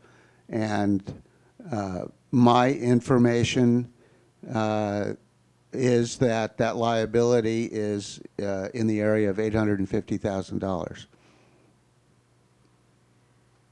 Any questions for Mr. Price? Thank you for the clarification, Mr. Price. We have a motion and a second on the table. Yeah, Dr. Noel? Yeah, it was said that Mrs. Corpus last week said that SIC picked that up. And well, she may have said that, but that's incorrect. We wish they would have picked it up. We wish that somebody would have picked up the liability because we've been fighting this thing and trying to find a way to have someone other than district resources be responsible to pay for this contingent liability. And it's been an ongoing effort for 2 to 3 years, I would say. I know Nathan in my office has been up to Sacramento. He's had meetings with other lawyers, and there's a real effort to preserve this resource for a better purpose than paying these contingent claims. I think it's very important that we get to the bottom of how much, because we have a memorandum from Mary Stark in 2004 that said the remaining liability was only about $172,000 outstanding claims liability. And you're correct. You say 850,000. And that is the information that I was just provided in terms of the number. But I agree with you that the number that was, I beg your pardon, the number that appeared in a memo that my staff wrote today was something that was just under $200,000 as of, it may have been a year and a half ago or 2 years ago, I'm not sure. And I have not attempted to update that, but Mr. Diaz just indicated. 800,000 you mentioned, that's what got me confused. I wrote down 850,000. I can speak to that if you would like. That is the figure that Mr. Diaz just gave me. Every year, Dr. Noel, the state requires employers to file workers' compensation and payroll summary data to the state. Part of our report includes a subsection from Keenan, who is the party that has been the third-party administrator for those outstanding claims that are part of the loss portfolio transfer. I have been doing that payroll report because there's nobody else to do it, so I've been working through that, and I just got information from Keenan today on the phone. When I saw that 850,000 number, I asked them directly, does this amount represent outstanding claims as a result of the loss portfolio transfer? And I was told emphatically, yes, it does. So the number, I can't speak to the number of 172,000 or the memo to which you refer from past years, but I can tell you, based on a document that I filed with the state of California today, that those amounts at this point are $850,000, which we still are on the hook for. Well, we really need to do something about getting reliable information about this.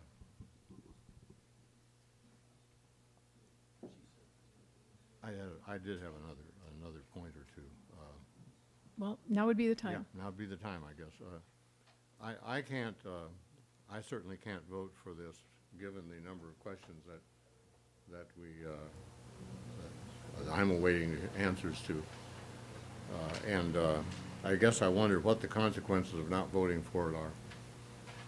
Is this something that is mandatory? We Yeah, have- and I'd like to address it.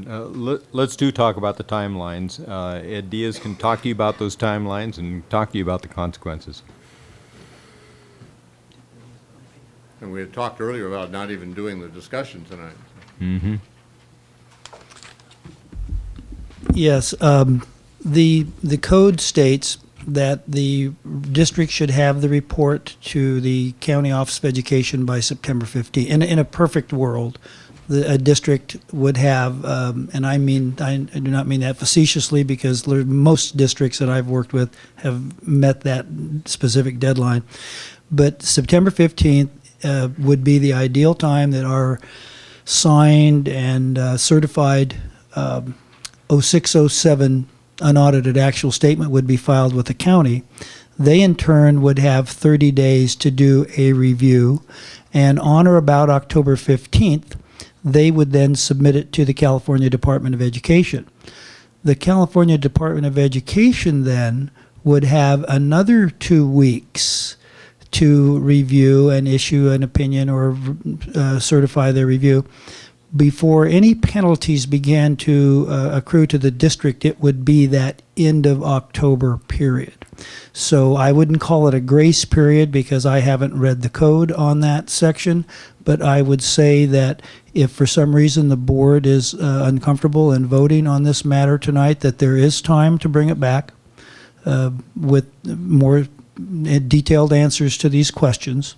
But the 3 time periods to think about are September 15th, October 15th, and October 30th.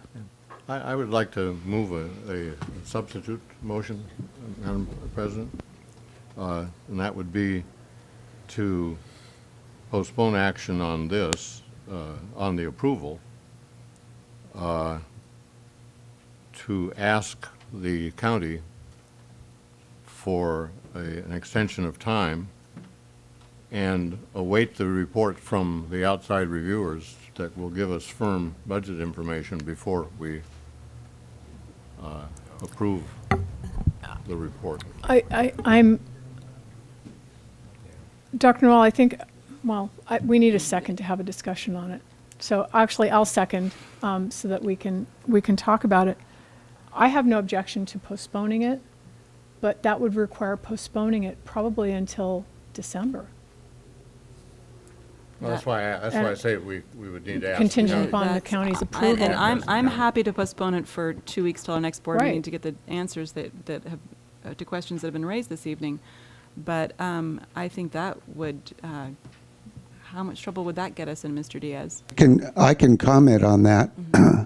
The county, under state law, can't give an extension such as is being suggested in the substitute motion. It's statutory and it's a CDE directive, and there are sanctions that can be imposed against the district if during the first 2 weeks of November the process is not completed. So in terms of any swing that you have in the time to go over without there being sanctions, it would be for up to, say, a month. Beyond that, there simply isn't any ability under the law for anybody to extend that time. Now, may I ask you this, Mr. Price, then, if the findings of the external reviews indicate that there are errors in this report, are there provisions for us to file a corrected version of it, make that a part of the record? Well, there isn't anything that would prevent taking action to file something that would correct something later on. The question would be, what would be the effect of that, if any? But I think, you know, what you're talking about is the ending balances rolling over into the new budget. And depending upon what you find, your board will certainly have the ability to, you know, reverse out transfers that have been made, to change budget accounting around, and to do a world of different things as you see fit. So it really is looking forward, practically speaking. That was my next question. We adopted a budget on the 29th, and that's the formal legally adopted budget. Are we free, and that, you know, that has items allocated line by line for various purposes. Are we free to change those around at our discretion anytime? Absolutely. As you well know, the budget changes around without direct action on the part of the board during the process of the first and the second interim, because of forces that are, you know, perceived to be beyond anybody's control. And certainly your board retains the authority to make fund transfers and to make other budget entry adjustments as you see fit. In the meantime, you have delegated that function to staff so that they can carry on a day-to-day basis, but you still have the ultimate authority, and certainly can be in a position to exercise that authority at a point in time after you receive the report from the outside consultant who's under consideration. Well, that's what I was wondering, because really the adopted budget on June 29th was based on estimated actuals, the end of the year reports that were wrong, very, very substantially wrong. And it just seemed to me that might undermine something rather fundamental about the adopted budget, like the beginning values are wrong, so that we would have to go back in and essentially say, you know, we have a new adopted budget.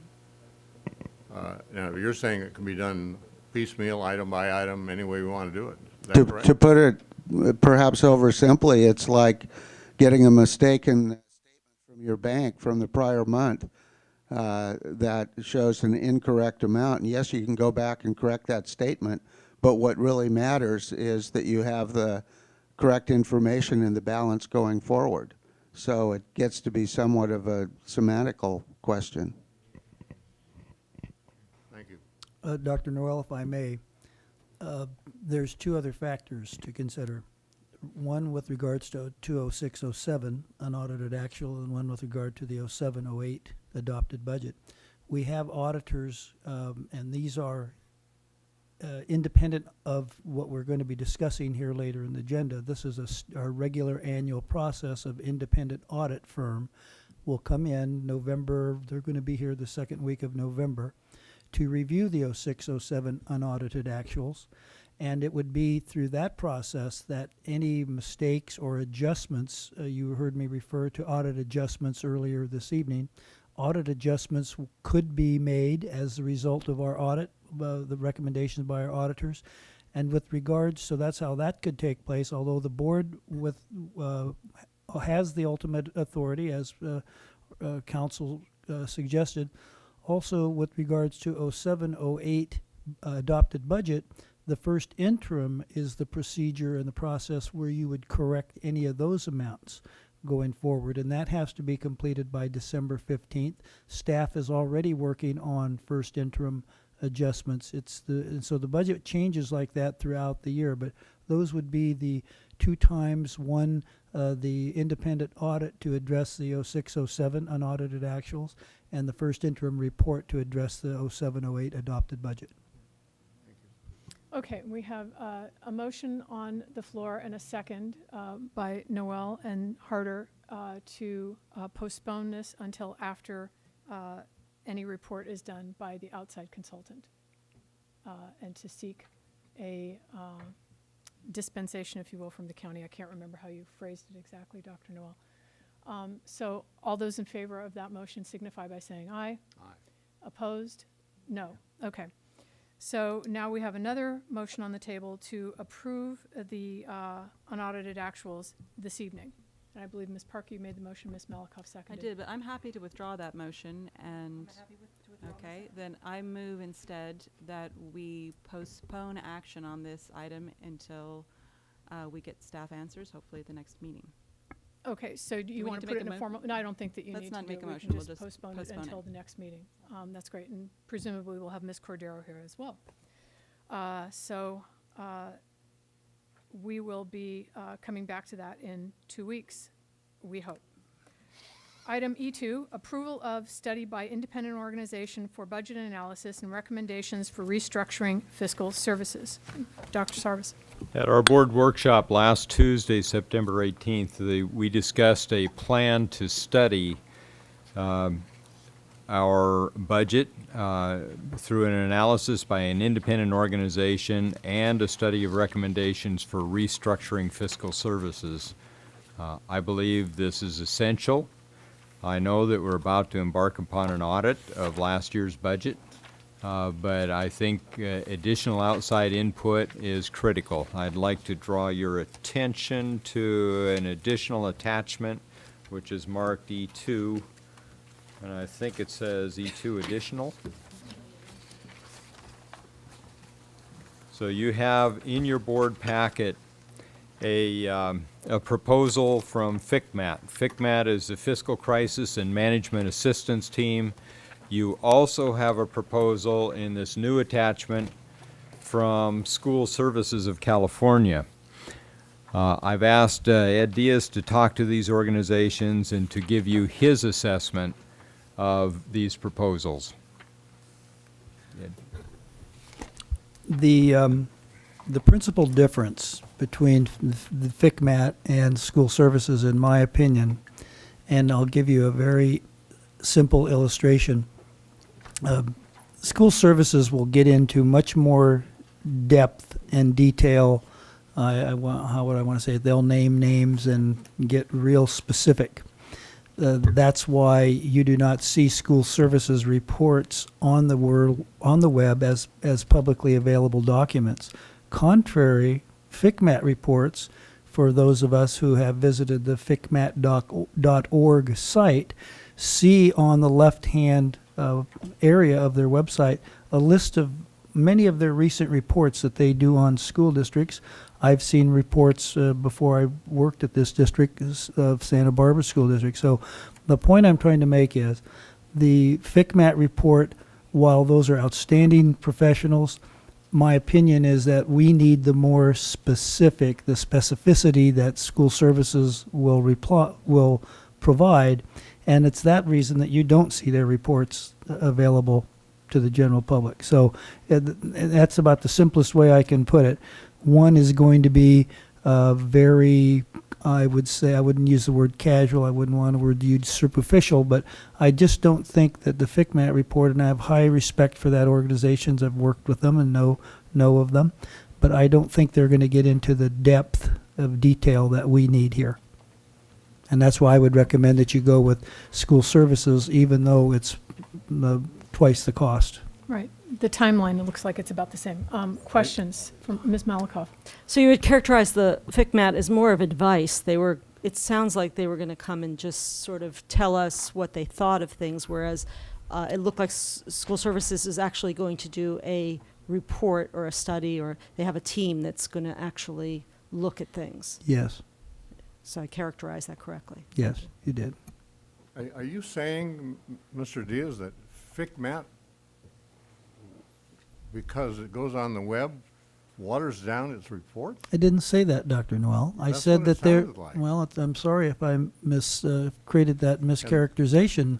My intent of my comment was to provide a point of comparison between FCMAT and school services. The intent of my comment was to use that as an illustration. And I didn't mean it to mean that their reports were watered down. I meant to say, and I did say, that the school services reports are private, individual reports for each district. They aren't distributed widely to other users or made part of the public domain via the World Wide Web. The FCMAT reports are. I did not mean that means they're watered down. I just said that based on my experience with FCMAT reports and reading many and many of those reports, that I thought the level of detail that they have is lower than the level of detail that school services would provide. I had no intent of saying they were watered down. Yeah, Ms. Parker, go ahead. That is actually something that I had noticed, and I think I mentioned at the last meeting when we saw the sample one that, well, the one that this district had in 2001. It was very broad, but not very detailed. So this is interesting to see and hear. The number one, I would I'd ask council, any report we get from either agency is a public record, is it not, council? Okay, thank you. So certainly it would be a public record, and it should be widely made available to the public, and I would hope it would be on the district's website and therefore available to the World Wide Web. Number two, how specific you get depends on how you ask your questions. And what I find the language of the contract drafted for FCMAT to be too vague and too general and not specific enough, and in fact, really to avoid asking a number of the difficult questions. It focuses on the general fund, for example. Prepare an independent multi-year financial projection of the general fund. It doesn't talk about looking at any of the other funds. Look at budget development. Doesn't talk about fiscal reporting. The first and second interims, the estimated actuals, and so on. The other thing I'm troubled with in both of these, and it's hard to say this without it sounding personal, and it's not personal, it's institutional. I think that whichever agency does it, that the interface with the agency should be direct to the school board. And that the superintendent or the assistant superintendent for business should not be the ones dealing with the agency. They're the ones being investigated. They're the ones that are responsible for whatever good or for whatever is wrong in the past record. And having them define the terms and write the memos that specify the terms and framework of the investigation does not raise the level of this to one of maximum credibility. And I think that is actually crucial. And as I say, I don't mean any personal offense whatsoever, but I think that this is the board's business. Now, the board is ultimately responsible. The superintendent and his assistants all are responsible only to the board. And it is time for the board, as a legislative body, to exercise oversight and get independent information, frame its own investigation, get its own answers. If it needs help, get the help, but do it independently of the administration. And so I would like to see whatever we do, change that loop.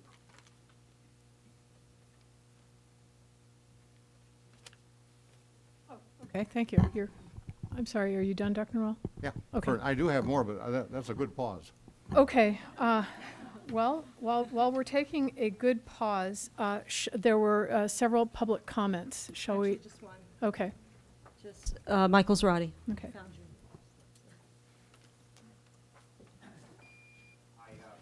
One of the things that when we're looking,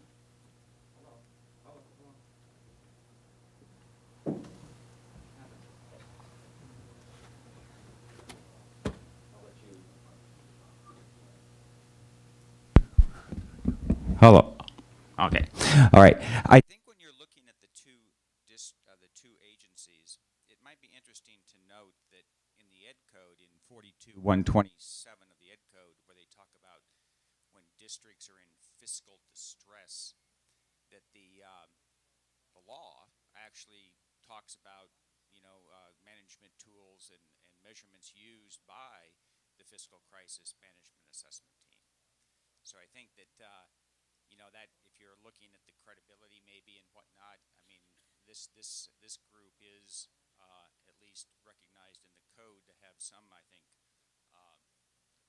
stature.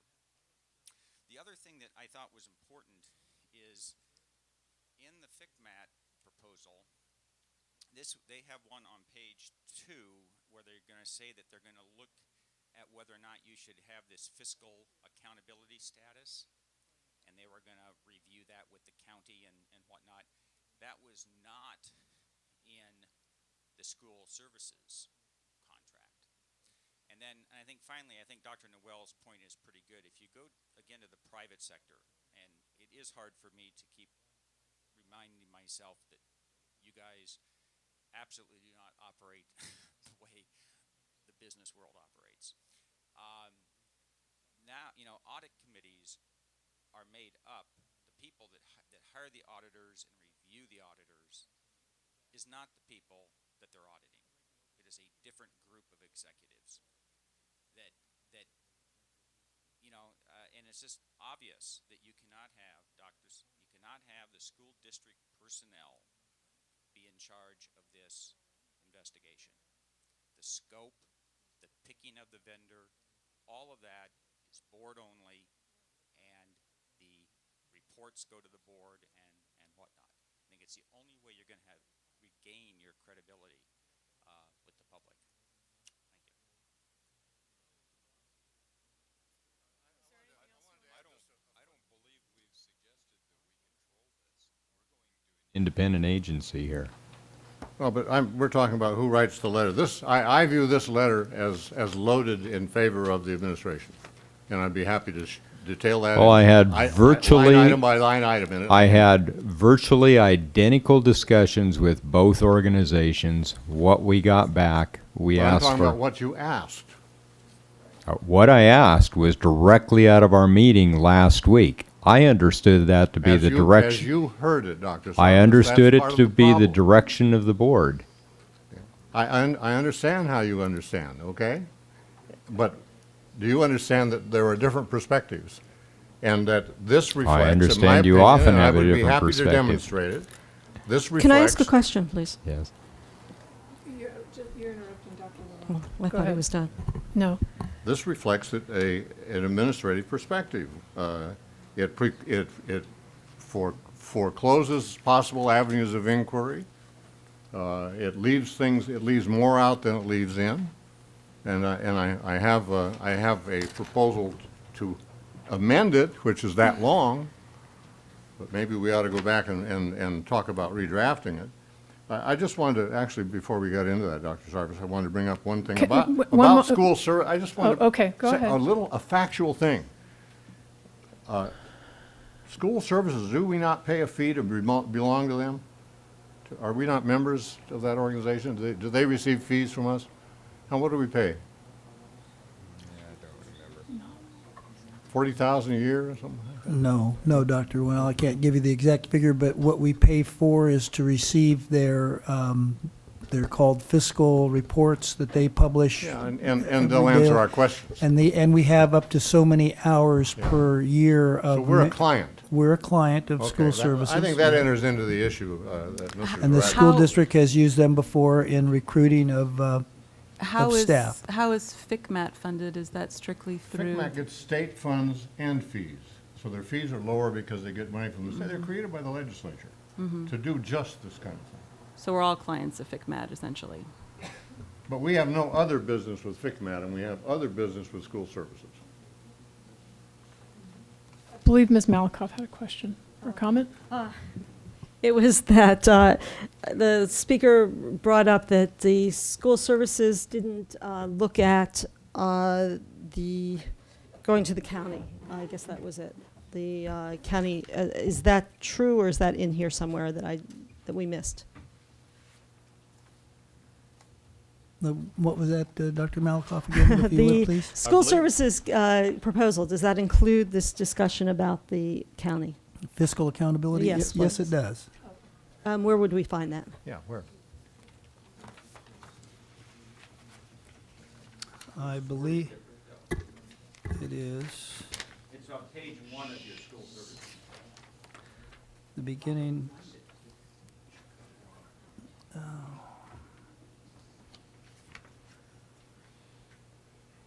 Have to read through it. I know it's in here because Okay, well, I'll let you look.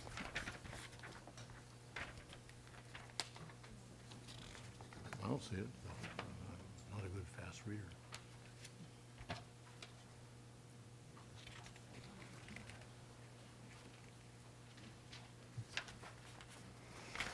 hold on.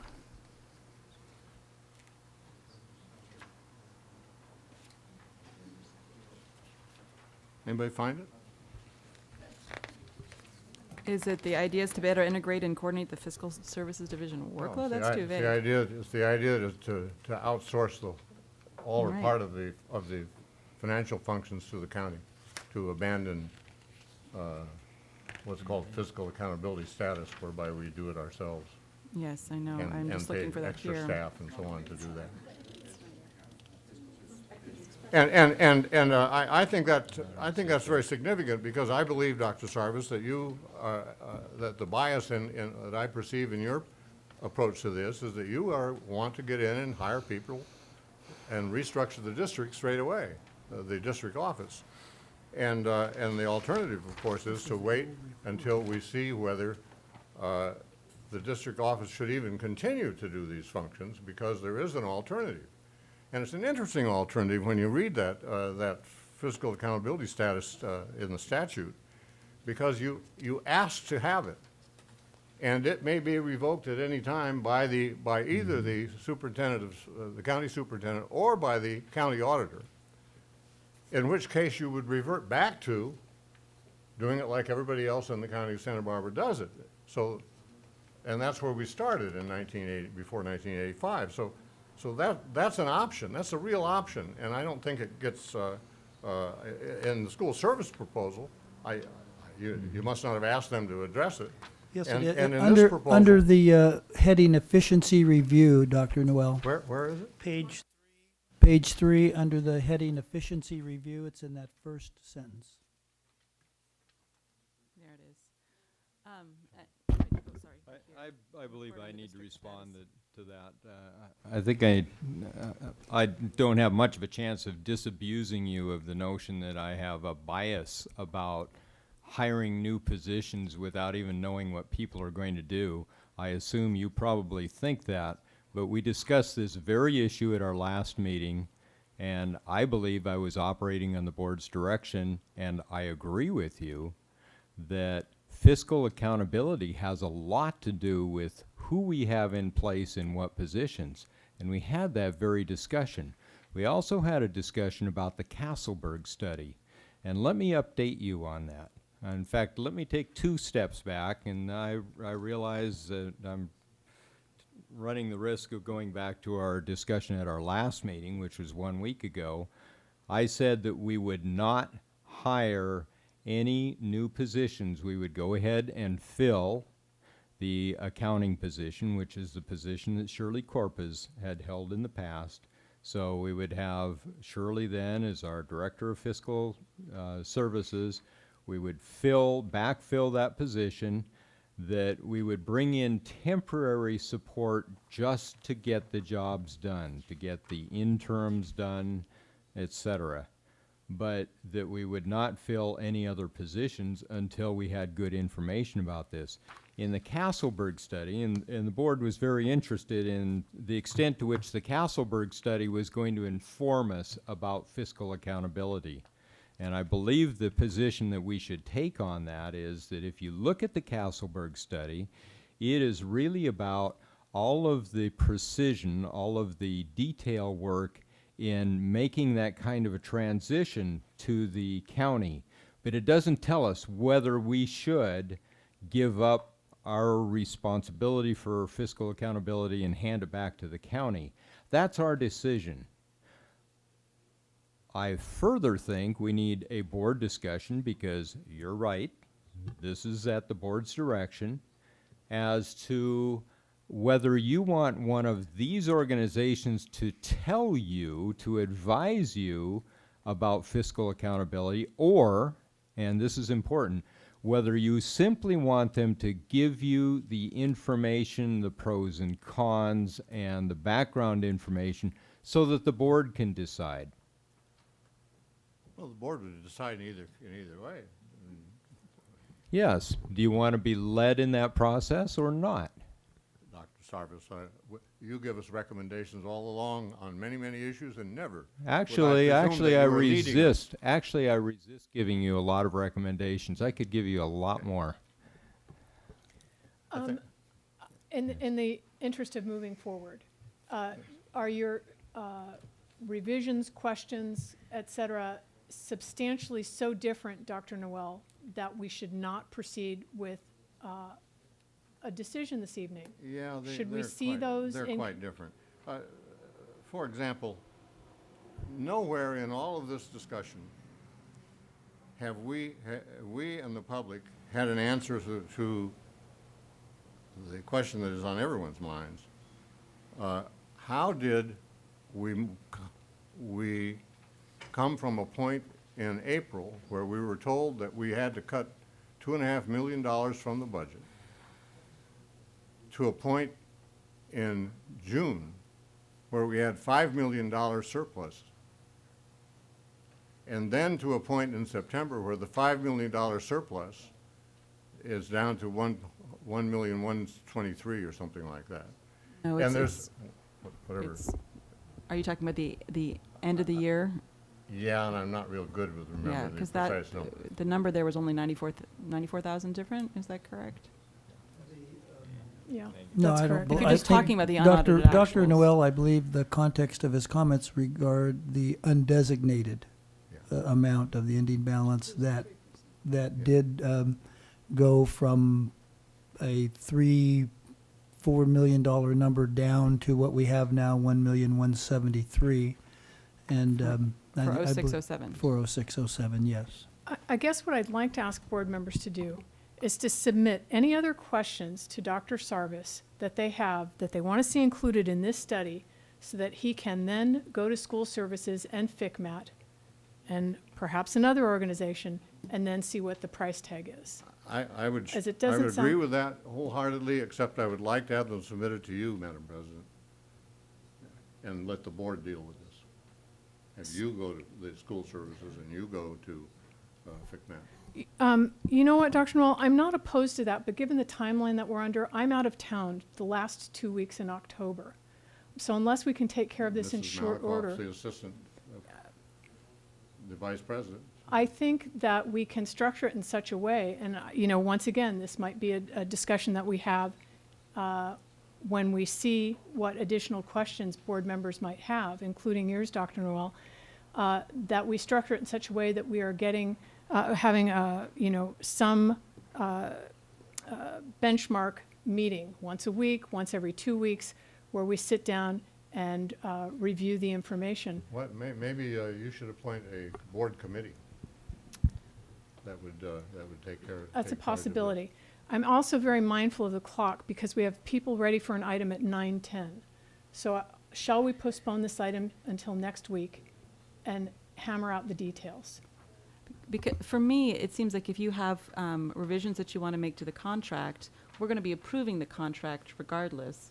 So I have no problem with the superintendent taking possible revisions and presenting it to both companies and then showing that to us. I mean, you'll see if that is what you in fact wanted asked. You'll see it in the language. I'm not sure why Mrs. Harder needs to do that and not Dr. Sarvis. Well, it has to do with who's reviewing whom. But And- we and- would be and- reviewing the and actual the document. administration made the mistakes. Mhm. And we're having them in the loop to review the mistakes. Well, this is just, And yeah. that is just bad public policy. I think you're talking about how to proceed after we enter into the contract, and I think what Mrs. Parker is talking about is just putting the contract together for approval for next week and making a decision then how to proceed from a board perspective once we have a contract in place. Does that Well, make? then are we down, we're differing over to whom do we send our revisions, huh? Well, you may send them to me and I'll take them up with the superintendent. All right. I'd like to do that. Okay. Good. So we will see this also in 2 weeks. Yes, although I do want to raise a Brown Act question there. If multiple board members have revisions that they want to make to this contract and we're sending them to Right. Mrs. Harder, are we violating the Brown Act? Yeah, that's, Well, there's a range of different problems. That's part of it. Ordinarily, when you've collected information before, each board member, without, discussing it with other board members, sends it to the administration or to the superintendent. Another problem that I'm sure you're aware of, but I just want to remind you, the board can only act as a unit through the whole. And if somehow the board is going to be directly engaging with a consultant that's going to be at the district, having to obtain information, you are going to have public meetings. a great number of public meetings with a consultant that will be here from somewhere every step of the way, just so that you have that in mind as well. Dr. Noel was With- suggesting a committee. With very limited exceptions, committees are Brown Act. Yeah, but they don't violate the Brown Act by meeting with the consultant, so it's a two-person committee, do they? There is only one very limited exception, and I would have to review whether that would apply to something that's so fundamental as the subject that you're talking about. I mean, I can go into that, but I know that the president is concerned about time right now. Only because we have a number of people waiting for an item that's on the agenda for 9:10. So that leaves us with, Mr. Price, correct me if I'm wrong, for board members to move their questions to Dr. Sarvis, and then we would see them incorporated in a physical document in the proposed request for services from each of the, school services or FICMAT, and each board member would be aware of whether or not their ideas, comments, questions were incorporated into that document. Yes, and when the document comes back, if you want to make further changes as a result of a consensus determination of the board, then you can. Okay. So we will look to trying to deal with a contract next week and have further discussion, I'm sorry, in 2 weeks, and have further discussion on how to proceed from there with board direction for the contracted outfit. Okay. Let me just make one comment. I thought when we discussed this at our last meeting, we wanted to get into it, get them going on it, because if we were going to restructure anything, we would want to do that sooner rather than later.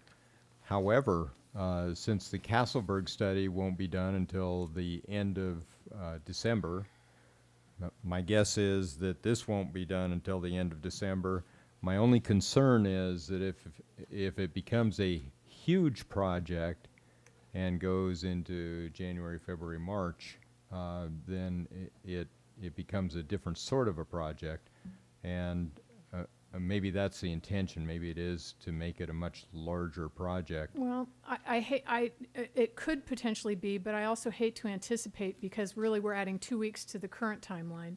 And we Yes. really won't know if we're making it a substantially larger project until we see input from board members. Actually, it's much more than 2 weeks because we're just getting our comments in the next 2 weeks. Then we have to get our proposals back from these people, which may Well, take more time. May I get your comments Immediately. by the end of this week? That was my intent. So that I you can, get them to. And you'll think they'll come back again? well, they've been very good. Yes. They've been very Okay. good at turnaround here. Okay. They got us a quick proposal. We said, well, you didn't address this issue or that issue, and they tied it in. Okay, because otherwise it could go out for another month. Okay, we're going to take a brief break, and then we will come back to item F1, which is at the start of our conference agenda, and we'll return later in the meeting to the rest of our action agenda. So 5708 school year, and I believe Mr. Turnbull. Well, Well- Dr. Jarvis first.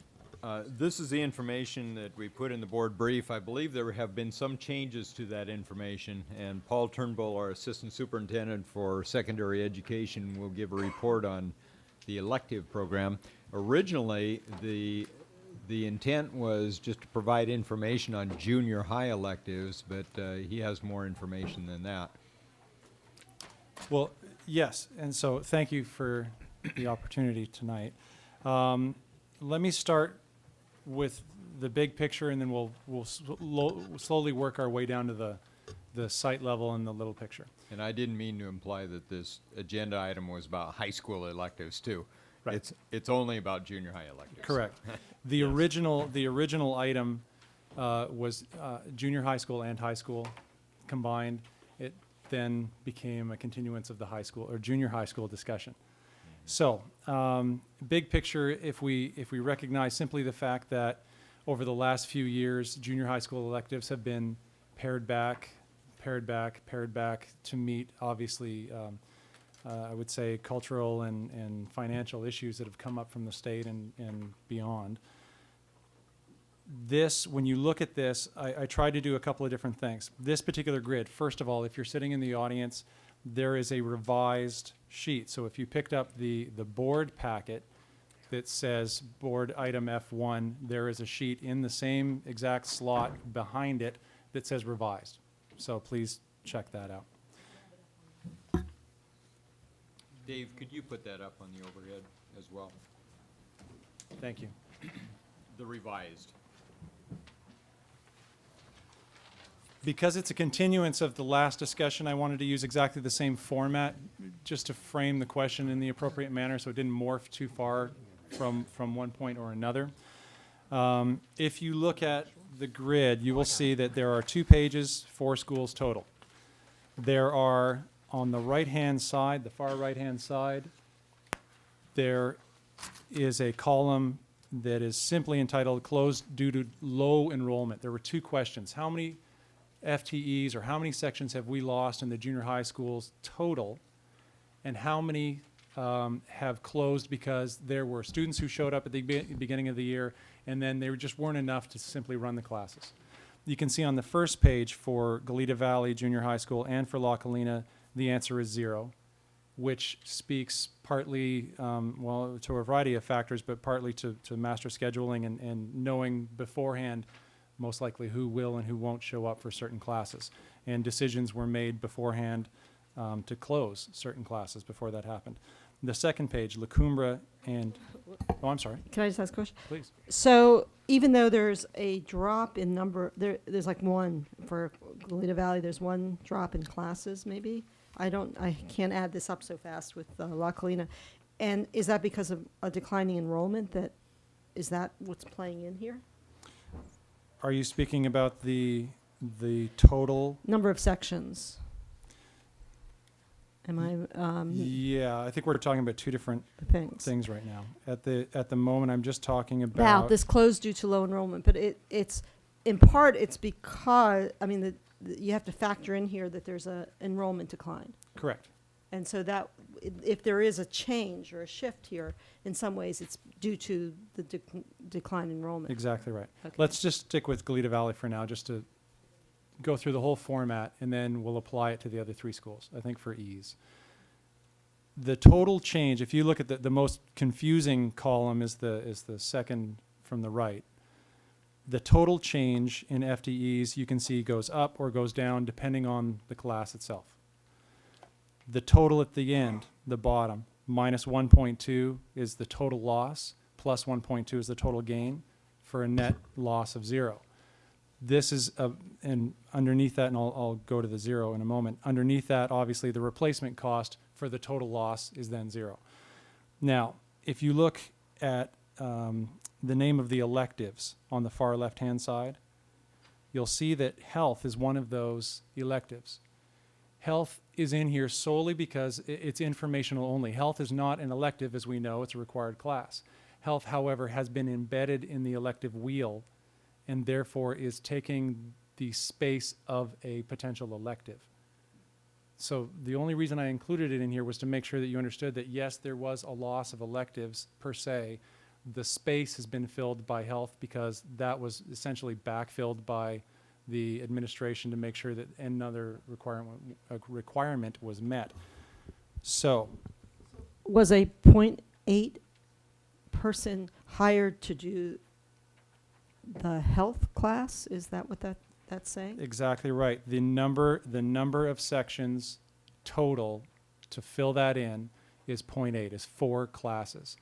So So is it, but given that health and PE science are not electives, is it more realistic to say that Goleta Valley is down 0.8? yes. Okay. And again, the reason that I put it in this format, and PE science is there for 0607 just to show where health was originally, where it came from, and now where it resides. And so there you have the answer to that particular thing.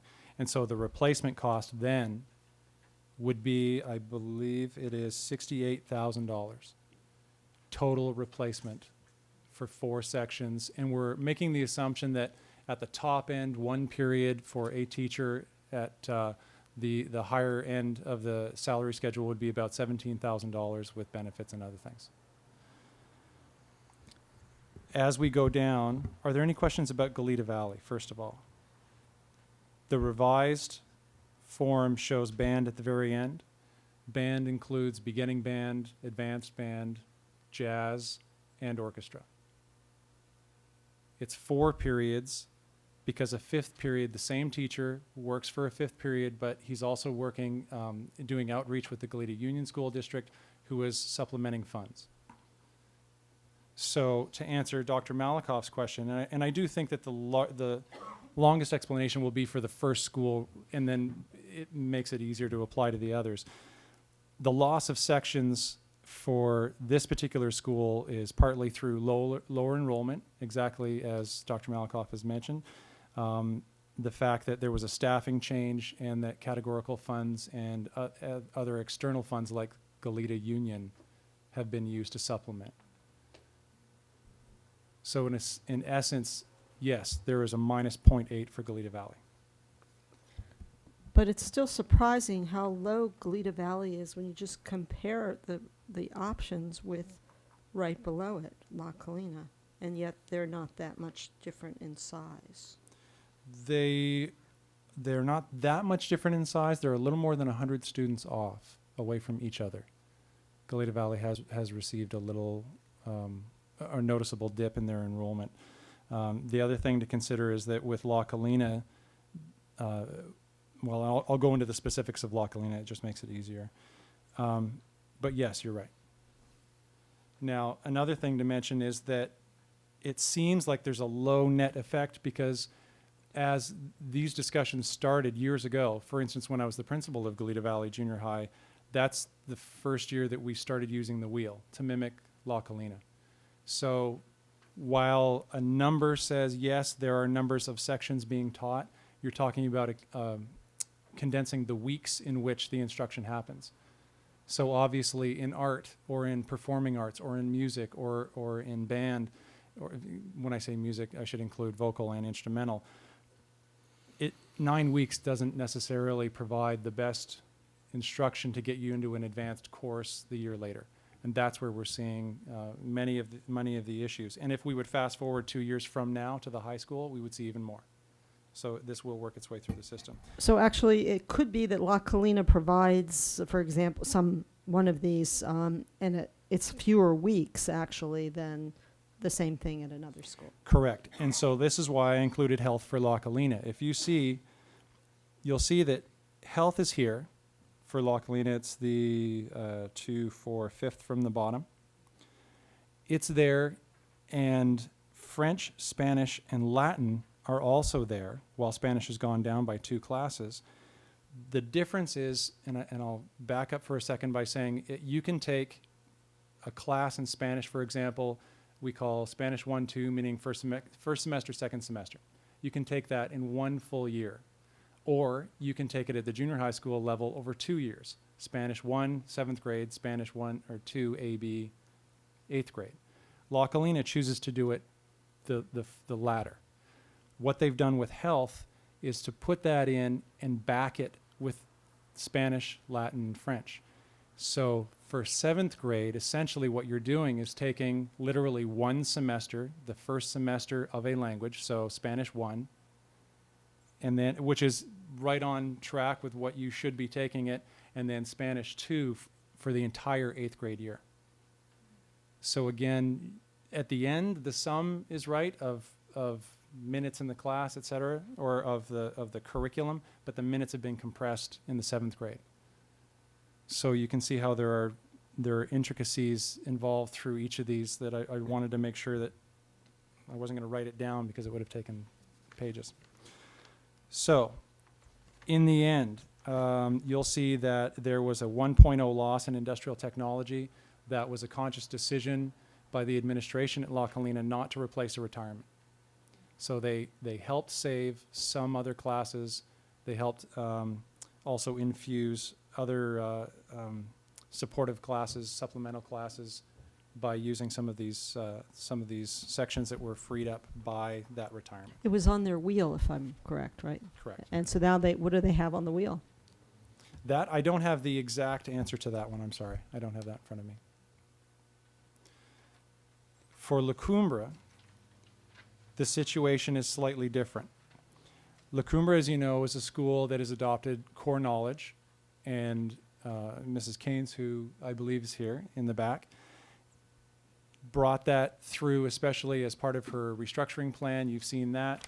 The issue with core knowledge, of course, is that it involves additional classes in English and history, the core of the curriculum.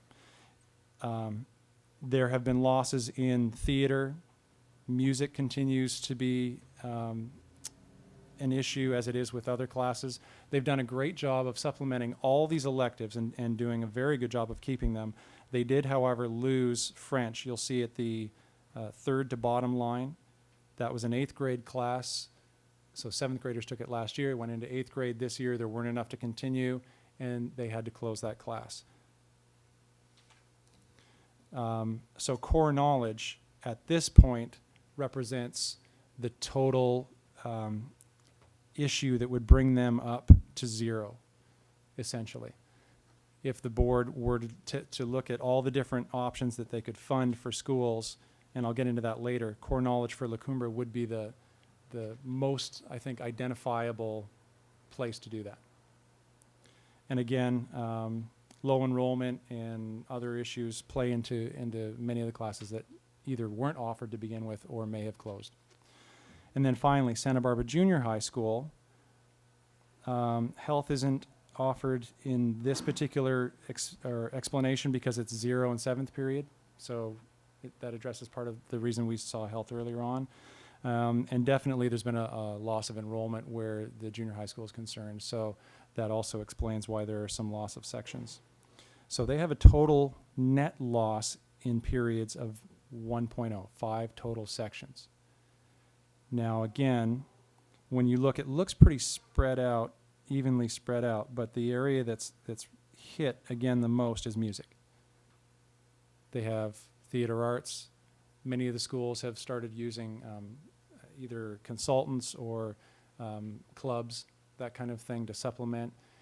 Santa Barbara Junior High School, if you recall, I talked about the last time in my second recommendation from many of the performing arts teachers that I spoke to said that if you could put any money back into the system, they would prefer to see Santa Barbara Junior as the second. You did the first priority, which was restore elementary music. And so that brings us up to speed for all 4 of those schools. So just to sum quickly, you have essentially between a minus 0.8 and a minus 1.4 loss of electives, depending on the school in which you're looking. You can look at a couple of different options. If you wanted to only replace, well, you could start by not taking any action and not replacing any. So your net return essentially would be 0. If you wanted to replace a few sections that had been closed, then you could do that, and you can see that on that second page, the costs would be $17,000 and $51,000, so $68,000 total. You could replace the entire lot, lost, which is about $272,000. Again, now we're talking about every single FTE that has been lost to all the schools combined. I added 340,000. Then we'll go with your number. I added 340, but Did that include the 68 Oh, you know what? from? No, lo- it didn't. Yeah, Thank you. okay. You're right. So what was the total, Mrs. Harder? $340,000. 340, thank you. And the original amount cut, just for point of reference, was $416,925. Thank you.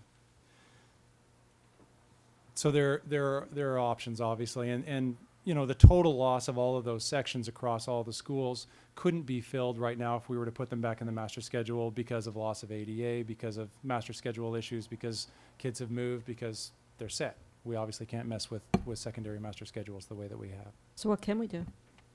Right now, Yeah. I think honestly, so let's look at the options. I presented to you, and we'll go back to a couple of things. I'll start with music and performing arts, the way that we talked about last time. Elementary music was the first option. You took advantage of that at $74,000, I believe, correct? The second option is, and again, starting with music and performing arts. The recommendation from many of the teachers that I spoke to included infusing support to Santa Barbara Junior High School's vocal and instrumental program. You can do that in a variety of ways. Right now, we've had a staffing change, so because the staffing change has essentially facilitated an opportunity, you could potentially provide funds for between 2 and 3 periods there. There's currently one class running. It's an advanced band and a beginning band in the same class. You could provide funds that would allow those students to separate out. And then I would suggest potentially even another class that is student-free at the beginning, simply for recruitment purposes, and then work with the principal to make sure that the class goes into a student-friendly place in the master schedule, so that you really recruit at the lower level. You need the beginning band in order to get anywhere else. Jazz band comes out of advanced. There are no strings necessarily to speak of, and so I think that going too far too fast at Santa Barbara Junior would be a mistake. But 3 periods certainly would be an option. Well, for me, first of all, I would really want to be equitable across all the junior highs for anything that I hope that this board would do. And I'm also concerned about getting down to that level of targeting because I'm sure that the administration at Santa Barbara Junior High, they may have things that they can do right away for their 0 or 7th period. We may be saying, and performing arts teachers may be saying, oh, they need more band, but they may see that, well, our demand is actually for Spanish or French. And so I hesitate at the board level to be making that kind of directive. Right. My only comment there is that when FTEs were added the last time, I think board members were a little surprised at how the FTEs were used, and I cast no aspersions on anyone. I guess I would be open to hearing feedback from principals and their staff, how they would like to, if they could create some kind of priority list for how they would want to restore elective classes, and in what priority order they would take them. And then when this is a conference item tonight, then deal with that at our next meeting, so that the board is seeing some very specific ways in which any potential funding would be used. Well, and please understand, I'm simply starting at performing arts and working my way through to languages. But that is, languages again, are that's an speaking issue. to that kind of nitty-gritty targeting that Yep. that I don't know that we at this level need to do, beyond saying that the money needs to be used for electives. And we can see what this whole list of electives includes. It could be yearbook, it could be leadership classes that have been closed.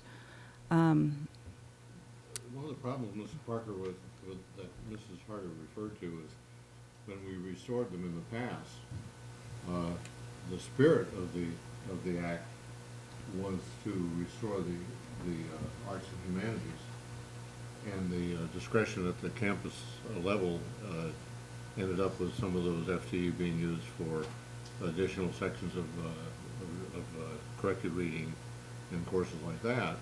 And so I see a role for the board expressing a set of priorities that it wants to see implemented, because it was the board that made the cuts in the first place, and yet certainly with some flexibility at the campus level.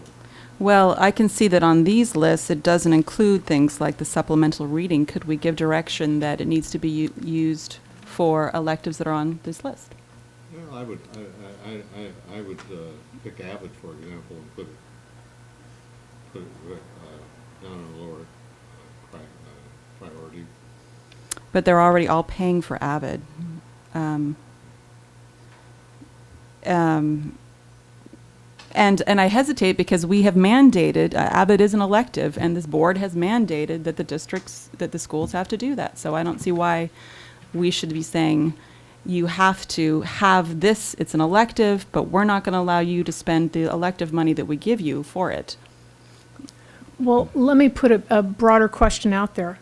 Obviously, board members have the discretion to take action from a conference agenda item.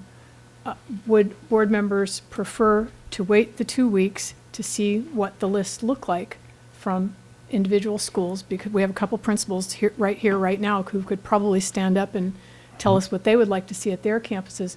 Could we wait to see what that list looked like and then decide whether we just want to make a blanket approval, if you will, of adding electives, or if we wish to impose some kind of priority?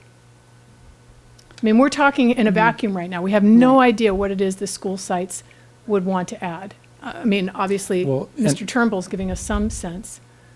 And you haven't really reached a conclusion on a dollar amount.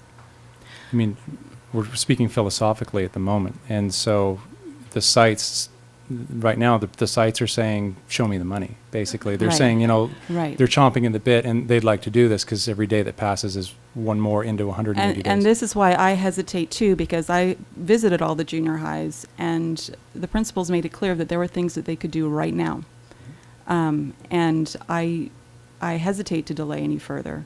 So I would love to hear public comment, and I would love to hear the junior high principals that we have in the room speak to that. Are you done with your presentation, Mr. Turnbull? Then let me just mention the 3 areas that could have a major impact right now, just through all my discussions. And the first one, obviously, I'm combining, and I shouldn't, but music and performing arts across all the schools. Especially, there are different issues between the schools, but that's the first one that pops up. Languages have been pared back, obviously, and to the point where some teachers have had to move to become roving teachers, essentially. There are other classes in languages that have compressed. I believe there's an example of 3 levels into 1 class in the high school right now, which is a very, very difficult environment. And then, core knowledge at La Cumbre Junior High as, again, that idiosyncratic program. And that gets a little bit to Mrs. Parker's comment that there are electives and then sort of electives on the side. And so those 3 issues are the ones that have popped up the most. Okay, let's go to public comment. Can I ask, while we're doing that, Mr. Price, I'm confused. We vote from the conference agenda. This is a report on the conference agenda. Haven't you informed us in the past about whether that's okay to vote from being a difference between a report? Yes, and I was about to re-inform the board after the public comments, and not wanting to always be the naysayer, nevertheless, while Mrs. Harder is correct that you certainly can take action on a item that is on the conference agenda, looking past that, the particular item here merely references that this is a report. whether it was on the action or on the conference agenda, really. And so the question might be asked, well, what difference does it make if action were taken? Well, hypothetically, I suppose there could be people out there that if they thought the board was actually going to take action, not only hear a report on possible restoration of electives, they could complain that they would have been here. Thank you, Mr. Price. Go ahead. Ira Glatnick, followed by David Holmes. Before Mr. Glatnick gets started, I hope that our two principals here will also Yeah. feel free, once public comment is over with, to offer some perspective. Thank you. Go ahead. 3 minutes. Yes. I'm sorry, some of our speakers have not been with us before. 3 minutes with a 30-second warning. Okay, thank you. I'm the parent of a sixth grader. Just very briefly, I consider it extremely important to her academic future that arts funding be fully restored and actually enhanced. Arts, theater arts, performing arts. I think you have an enormous responsibility on your shoulders, and I'm very grateful for everything you're doing, and that's just my comment. Thank you. Thank you. David Holmes, followed by Michael Zarate.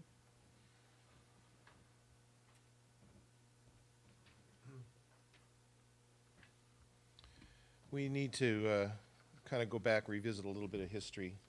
And you alluded to it, and I really appreciate that, Ms. Parker, and those of you who talked about the board allocating funds for the electives, 3 FTEs at each school. That's 9 FTEs. In April, when the cuts were made, I want to draw your attention to this cover sheet that Mr. Turnbull put out, that each school had the equivalent of 1.0 FTE removed from their staffing allocations. And I hope that's true, but when the board made their cuts, it was really 2 FTEs at each school. So I may be totally uninformed and didn't realize and had been operating under the assumption that we had lost 2 FTEs at each junior high school. So I'd like some clarification on that. Also, I also appreciate how you're starting to recognize, and thanks to Mr. Turnbull's presentation, recognizing the loss of instruction that happens when you put these elective courses into a wheel. They're only getting 1/3 of the instruction. They can't possibly gain the knowledge, the skill levels that are really required to go into an advanced level class, either in the 8th grade or at the high school. I spoke last week about noticing a distinct drop in skill level already, and there's going to be more and more of that. You also are aware that AVID is a mandated elective. The board has asked all schools to carry AVID, and you have to understand that AVID is now in direct competition for elective slots, and so because of that competition, they in a way have an unfair advantage. They're safe territory, and the kids do choose that, but they're choosing that rather than an art class, or they're choosing that rather than a music class, and that's really important for you to understand. You need to know and be aware that at Goleta Valley Junior High School, with the loss of vocal music, that is Dos Pueblos' only main feeder for the vocal music program. That's a tremendous loss because Mr. Slotnick Lestrico at Dos Pueblos is at a distinct disadvantage, not having students exposed to vocal music. In my case, in drama, I have students in my class right now, an entire class. None of them have seen a play. None of them have read a play. I was astounded. But that's the kind of kids we're getting now. It's really serious. Thank you. Michael Zarate. I'd just like to point up and what Paul said about the mixing of the language classes. Both my sons at that's really great because that's really 2 years. So when you go to the high school, you would be in third year Latin. And it would be better, I guess, if they were girls in the junior class. But, but in any case, that class is a first year, third year combination. Now that there's just no way they're not getting the benefit of third year Latin. Granted, it wouldn't be a very big class. There's only 10 or 12 of them or something. It's not a very big group, but I don't think this is the right way to manage your electives. And I think you have to think about that too. That if you're going to do Spanish or any of these languages, it's really the commitment to 4 years. And it's the same thing in the arts, as they've all said better than I, that you got to train them in third grade and all the way up. So, in any case, we do need to do something about these multiple levels in one classroom. Thank you. Frank Anderson, followed by Ann Cumming.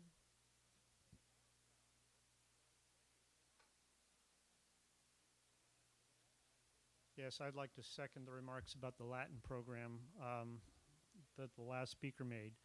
I know that when my older daughter went through La Colina 2 years ago, there was 0 period Latin offered.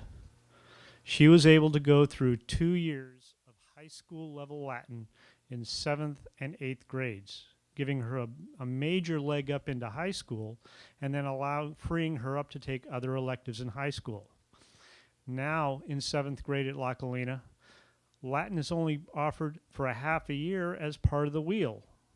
You're not going to get that same head start. So these numbers, they may be accurate, I can't tell, but they're deceptive too, because it's the programs. We need to remember that all of these things are programs that these kids follow through their whole school career. And when you disrupt the programs, they lose continuity and you don't get the same level of education.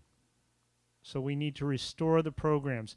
I think the best way you can do that is to provide funding so that those students who wish to take 0 period or 7th period electives can do so. We have to expand the school day in order to allow these electives to take place. I don't see there's any other way based on the other requirements that the state and the federal government have put on you. So the funding is needed for those 0 or 7th period electives, and we have to pull them together as coherent programs. Give those kids that opportunity to excel, and they will. Thank you. Thank you. Ann Cumming, followed by Lane Willer. Good evening. I am a teacher at San Marcos. I'm teaching French because my Latin program at Santa Barbara Junior High was completely cut out. And I have to say, I'm really enjoying San Marcos, but I miss the junior high and my Latin students. I'm just teaching French now. First of all, I would like to take a moment to thank Mr. Turnbull for assuming the challenging task of compiling this chart of electives at the junior highs in 2007 as compared to 2007-8 as compared to 2007. However, I've noticed some inaccuracies in this report. At the risk of sounding pedantic, and we know Latin teachers are supposed to be pedantic, so I guess I can get away with it, I will list these errors, for the devil is often in the details. I in no way mean to imply that these inaccuracies reflect a deliberate misrepresentation of the facts. And maybe some of this discussion occurred earlier because I was home correcting papers, but I hope I'm not being redundant. First of all, health, PE, and ELD are not electives. They are required classes. And I'm not really sure of the status of AVID. It's sort of in between being an elective and a required class. 2, Latin at Santa Barbara Junior High School has been reduced by 2 sections, not 1. And on this chart it says 0, but at present, no Latin is offered at the junior high site, whereas prior to this year, 2 full years of high school Latin were offered. This accelerated pace enabled students to take the Latin Advanced Placement course and exam as sophomores. And I want to reiterate what the gentleman said just a moment ago, that you can't, well, actually, this is my point. I'm going to reiterate something else he said, but you cannot say that we offer it, but it's at the high school. That's just not fair. Not fair to parents, not fair to students. This year, many of my parents said they didn't want their children to take it at the high school. Not only, you know, I don't think they should be nervous about going to the high school. My son did it. But there are a lot of inconveniences. The schedules don't jive. They miss about 2 weeks of school during standardized testing, et cetera. Sorry I'm talking so fast, but I want to get it all in. Then also another inaccuracy, and Mr. Becchio can correct me, but as far as I know, leadership has not been cut. Is that right? Yeah, we still have it. Okay. Oh, it has been cut. Okay, so let's cross that one out. Since the elective classes at La Colina are taught on the wheel, aren't the sections shown in the report half-year classes? If so, students can complete only 1 year of high school world languages, whereas prior to this year, they could complete 2.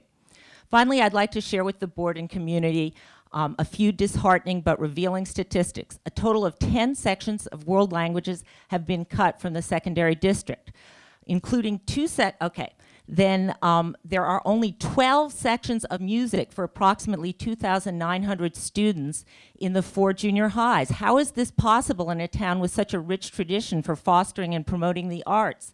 In a university town in which students and teachers flock from all over the world, in a town whose farmers markets, Spanish, French, Italian, Portuguese, Swedish, German, Chinese, and Vietnamese, to name a few, are regularly heard. Surely our junior high students deserve better. Thank you. Sorry, I had to rush. Lane, And Wheeler. actually, Ms. Cumming, the points about health, et cetera, the wheels were taken care of. Okay, no, that's okay. Mr. Wheeler? Followed by, Nikki Lagerquist. I will speak as a parent tonight. I have 2 students at San Marcos High School. Thank you for the opportunity. I would caution the board to move in a judicious fashion. One of the reasons we were in a position of having to eliminate electives back in the springtime was that we had issues with the budget. One of the things we have been doing is offering many electives, and oftentimes those electives, while they're great electives, are undersubscribed.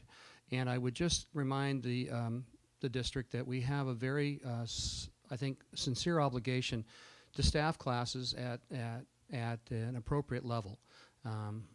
You're the one who will be determining what that level might be, but I think that it's really important that we don't create a situation that we just have moved from in terms of the way electives are being restored.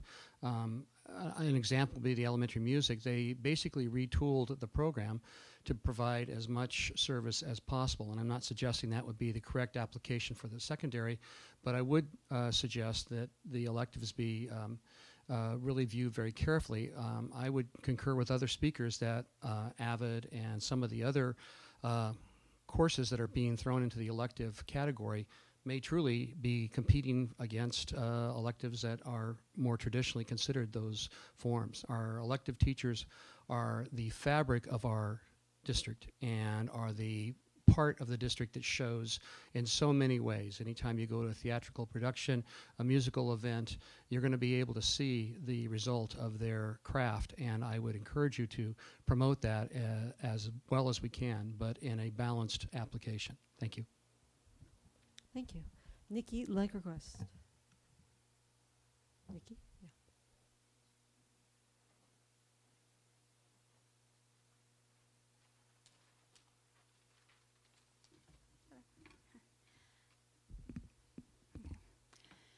I am now a freshman at Santa Barbara City College, and I was graduating from San Marcos High School last year. Before the end of my senior year, I came here and spoke for the arts. Giving my heart and soul, I stood in front of you all and told you why you should not cut the arts from junior high. I then was out of the country during summer, and am sad to see that not much has changed. Until today, when I saw an article in the Daily Sound that said that there is a chance, and I quote, that the programs that were cut might be reinstated. So it all takes money, is that correct? That is the issue. One of my favorite quotes is that if you think education is expensive, try ignorance. Let's talk about ignorance. And let's talk about my generation. I can give you plenty on it. How many of my friends would have dropped out, gotten into drugs, drinking, maybe even done suicide, if they had not felt they had something to keep, if they had not felt that they had something worth living for? And that is the classes that they love in school, such as theater or language class. And that love started not just in elementary school, but it was continued in junior high. I know that I'm not giving any facts, but I'm telling you about my generation and giving you a picture of a life without electives, which is a picture of no creativity and no imagination. As Einstein said, imagination is more important than knowledge. And I believe it. If it is a money issue, then we need to work together to figure it out. You know, how to make it work, because it's got to work. Drama and singing was what I did in junior high and high school. It changed my life, and I don't understand why anyone would want to deprive other students of not having the arts in their life. Thank you. Thank you, Nikki.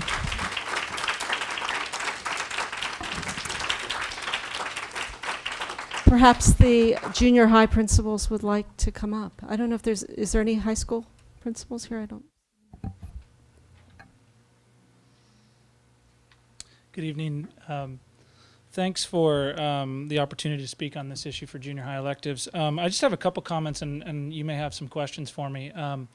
I think that probably useful to you would be what would we do if there were money available to us for electives in the immediate sense. And speaking for Santa Barbara Junior High, I think first of all, Mr. Turnbull spoke about music program. That's a very big concern of mine right now. I do have a combination class that, as speaking with parents, is not working out so well to have beginning and advanced together. So I would want to see how to put a beginning band class and separate from that another section of advanced band immediately and see how that would fit into our master schedule. The other thing would be I'm very concerned about our involvement in the marching band and whether that combined with maybe a jazz band 0 period could be another something that we could put back in the schedule for our music program. In the immediate sense as well, we did cut leadership class. It is currently there's a club meeting that our leaders, I would take a look at how to restore that program possibly to be a class 4 days a week and give 30 more kids an opportunity 2 days a week to be in leadership. So maybe have 2 groups of kids meeting, each meeting 2 days a week, but it would constitute an entire class. I would also like to possibly add a 0 period musical theater class, possibly a choir class, one of those two. And so that gets us right around 1.0 or 0.8 FTEs. The other thing that I wanted to mention was that this year, and I know this is true for all the junior highs, we struggled with how to continue to keep classes open, and we did pull from funds like unrestricted lotto, SIP, library block grant, and tried to fund classes out of that. And so one of my concerns is how to buy paper in February when we're running out of money in those accounts. So there's 1 or 2 classes on each side, I'm sure, maybe more than that on some, where we could shift the money so that we'd have some money available to operate. I wanted to mention Santa Barbara Junior High. We have maintained 2 years of foreign language. We did have Latin cut this year, and Ms. Cumming was right. It is 2 sections, although it should be also moved over to the closed due to low enrollment. We did have very low numbers sign up for that.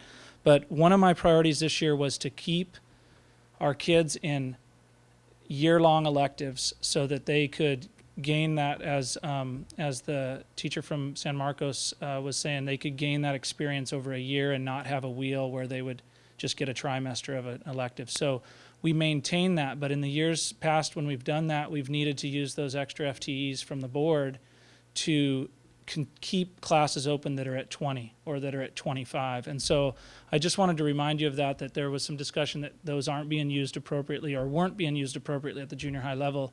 And since I've been doing that master schedule for 3 years now, we've tried to keep classes open that are under-enrolled using those funds as well. So that was a point I wanted to make. As we add electives like AVID, for example, one idea is that those, if there is, let's say it's 2.0 FTEs from the board for electives, that would help in keeping, we still have AVID classes being added, which does take away from our other elective signups. And possibly those classes could be kept open at 20, at 22, at 25, 18, by the extra FTEs that are allocated for electives. And those are my comments. If you have questions specific to Santa Barbara Junior High, I'd be happy to answer. Thanks, Mr. Becchia. Why don't we hear from Sure. Ms. Keynes? And maybe you want to sit in the front so that we can, if we have any questions, you don't have to travel from the back of the room.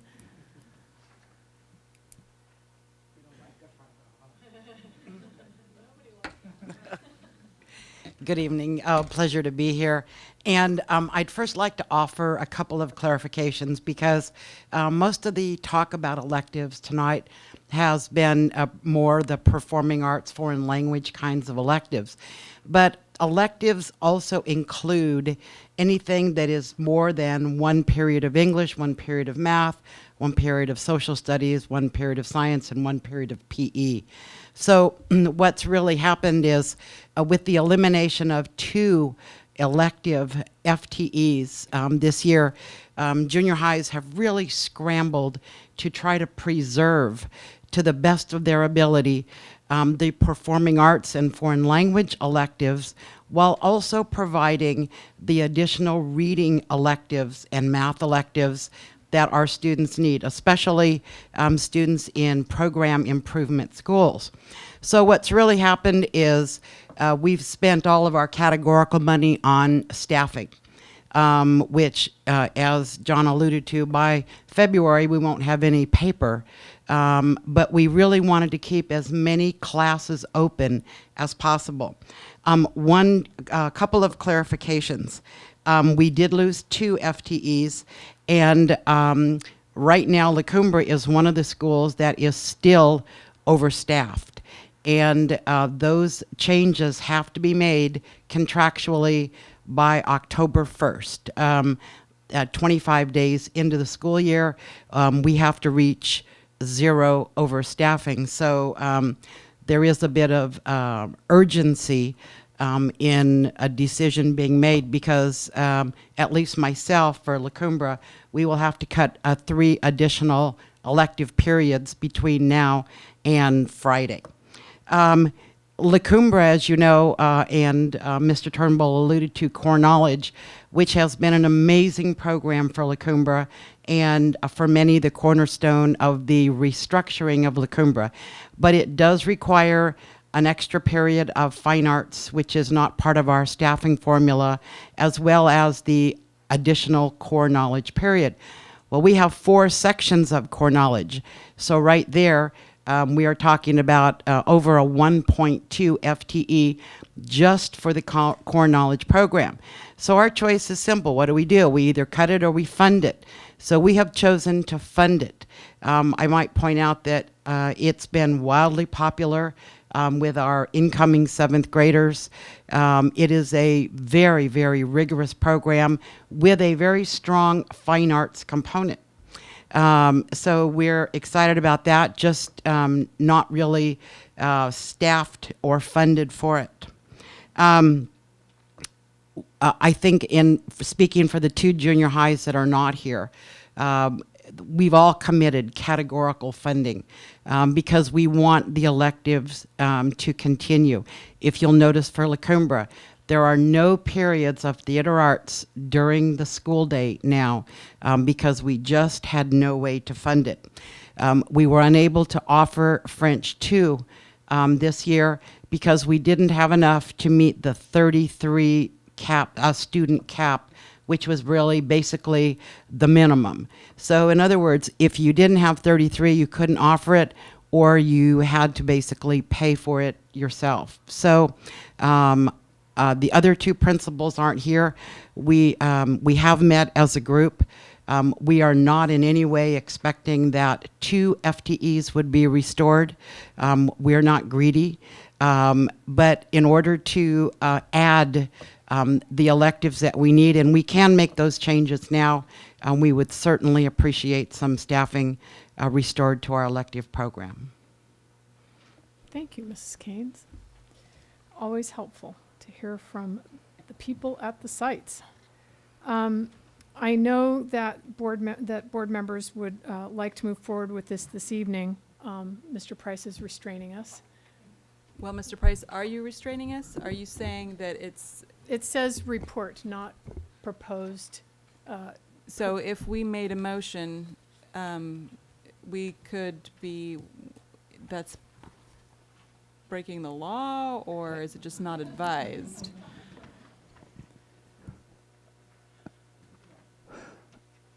Under the Brown Act, there's supposed to be a brief description of the nature of what the board is going to be doing with an item, a description of the item. In this case, it says that there will be a report to the board. It doesn't contain any reference to any action being taken or any approval being taken. And that means that somebody could make a complaint. What the level of that risk is, I can't tell you, but it is my role to warn you of that possibility. You could certainly give a direction to staff to bring something back at the subsequent meeting for formal action.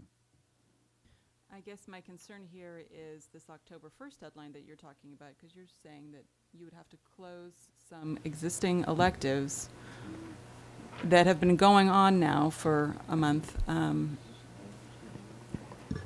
by next week, if we haven't taken action. Is there any way that we can get around that? Get around the contract? Get around the, this is an SBTA contract? Yes, this is a contractual therefore, item. we could request a waiver? Could we request a waiver? Well, we can request many things. I don't know if you'd like to have the president of the SBTA answer that one particularly. You can request many things. The result of the request is up for discussion. Well, I have two possibilities. Number one is to ask, in any case, to ask Mr. Turnbull to put together a priority list based on feedback from the two principals who are here, who I think laid that out pretty well for us, as well as the other two principals, so that if there's a priority list, the board can figure out how much we're moving toward, depending on how much funding the board members wish to allocate to junior high electives. But we could have a meeting next Tuesday. Which is October 2nd. But And excuse me, Madam President, but just before getting into a meeting next Tuesday, realistically, another thing that you could do if you wish to take some, firmer action or position tonight was to go ahead and do that based upon a determination that you think that there's an urgency and that the public has been adequately informed, and if anybody has any problem with that action that you've taken, then they can report that to you and you can consider it at a later time. In other words, I think that, there's some degree of flexibility that you have, but I just need to advise you that there is the potential that somebody could make a complaint about it. The likelihood of that, you're a better judge than I am. Well, then I guess I would say to Mrs. Parker, make a motion and see where you get. we do have, is that Mr. Wheeler? I think it was Mr. Wheeler. Yes. I'll go ahead and He's do that. talking to Dr. Robertson. Well, And Mr. actually- Wheeler's coming forward. I'd like to note the language. I'm sorry, I interrupted you.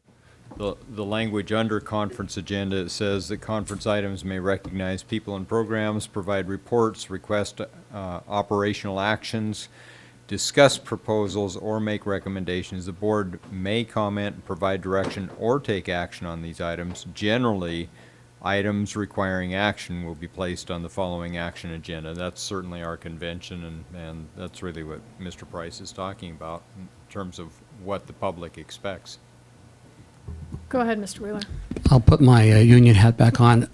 The cap for junior high schools is 33 students. There's nothing in the contract that says you cannot run a class with less than 33 students. So if La Cumbre is in a situation there they have less than 33 kids, they could certainly continue to offer the class with the idea that money could be infused into that program at some point in the future. If they're over the cap, they need to level the class down to the 33. And how that gets done would be up to the site to determine. They could certainly offer, if they had 40 kids in the class, they could offer 2 sections of 20. We're not trying to limit how few kids are in the class. We're trying to limit how many the maximum number is. And that seems to be a fallacy that we're operating under since we've moved from an averaging to a cap. So the October 1st deadline was really as if you had any classes that were over 33. If you were over 33 in the junior high. They could hold waiting to see. Certainly, and I'm not going to try to suggest how the site would spend their money or if they'd have the money to do that. But that would, to me, that would be the issue that the union would want to address is if they're over that, how are they going to get down to the 33? Mrs. Keynes, did you want to? If I could just interject before Mrs. Keynes mentions anything, the point also that we have to take into account is that if there's any closing of classes, obviously you're talking about teachers, reduction in full assignments. If they're permanent teachers, then there's bumping, et cetera, et cetera. And so that's where the contract does play in. We have to make sure that 25 days in that we have everything as settled as possible because we're also talking about the individuals who would be subsequently bumped. All right, I just wanted to offer a clarification because I wasn't at all talking about classes that are over 33. I'm talking about the staffing formula for the district that's determined by the district. X number of students times X number of periods divided by gives you your staffing allocation. Given the staffing allocation by the district, La Cumbre is currently 0.6 overstaffed. The reason for that clearly is our core knowledge program. We have managed to fund a part of it. We have also funded instrumental music, our jazz band, which currently has 10 students and growing. It always picks up.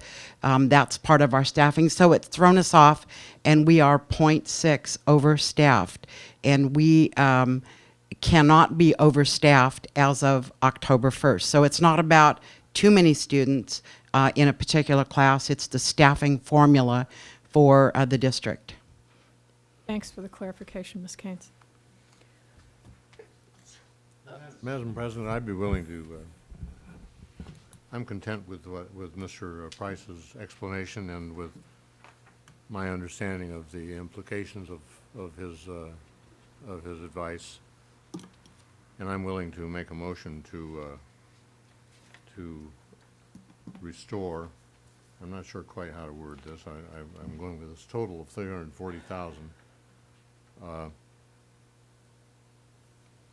to be allocated according to the formulas that Mr. Turnbull had developed.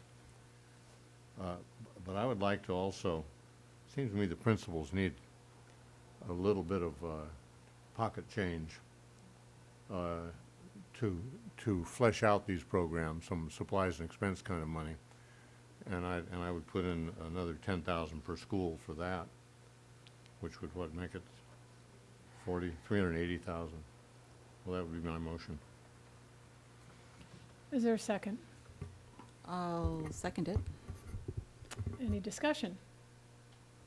Um, I'll jump in. I'm not opposed to anything that Dr. Norrell has included. Suffice to say, I would like to see a priority list from all 4 sites. I feel like I've heard from 2. I'm sorry that the other 2 principals weren't here this evening, but I would really like to see where it is that they would put the money, and if it wasn't the total of $340,000, where they would allocate it on a priority basis. Maybe I should rephrase that then, call this an authorization but not an appropriation. And the appropriation then being contingent upon what you've asked for. I appreciate that. I'm not sure what the authorization would do. Can you elucidate? Well, this is what saying, you- here's the money, now come in and tell us your priorities. I see. Well, essentially, we could say that we expect a report on how this money is spent. I want to back up to that $10,000 per school issue.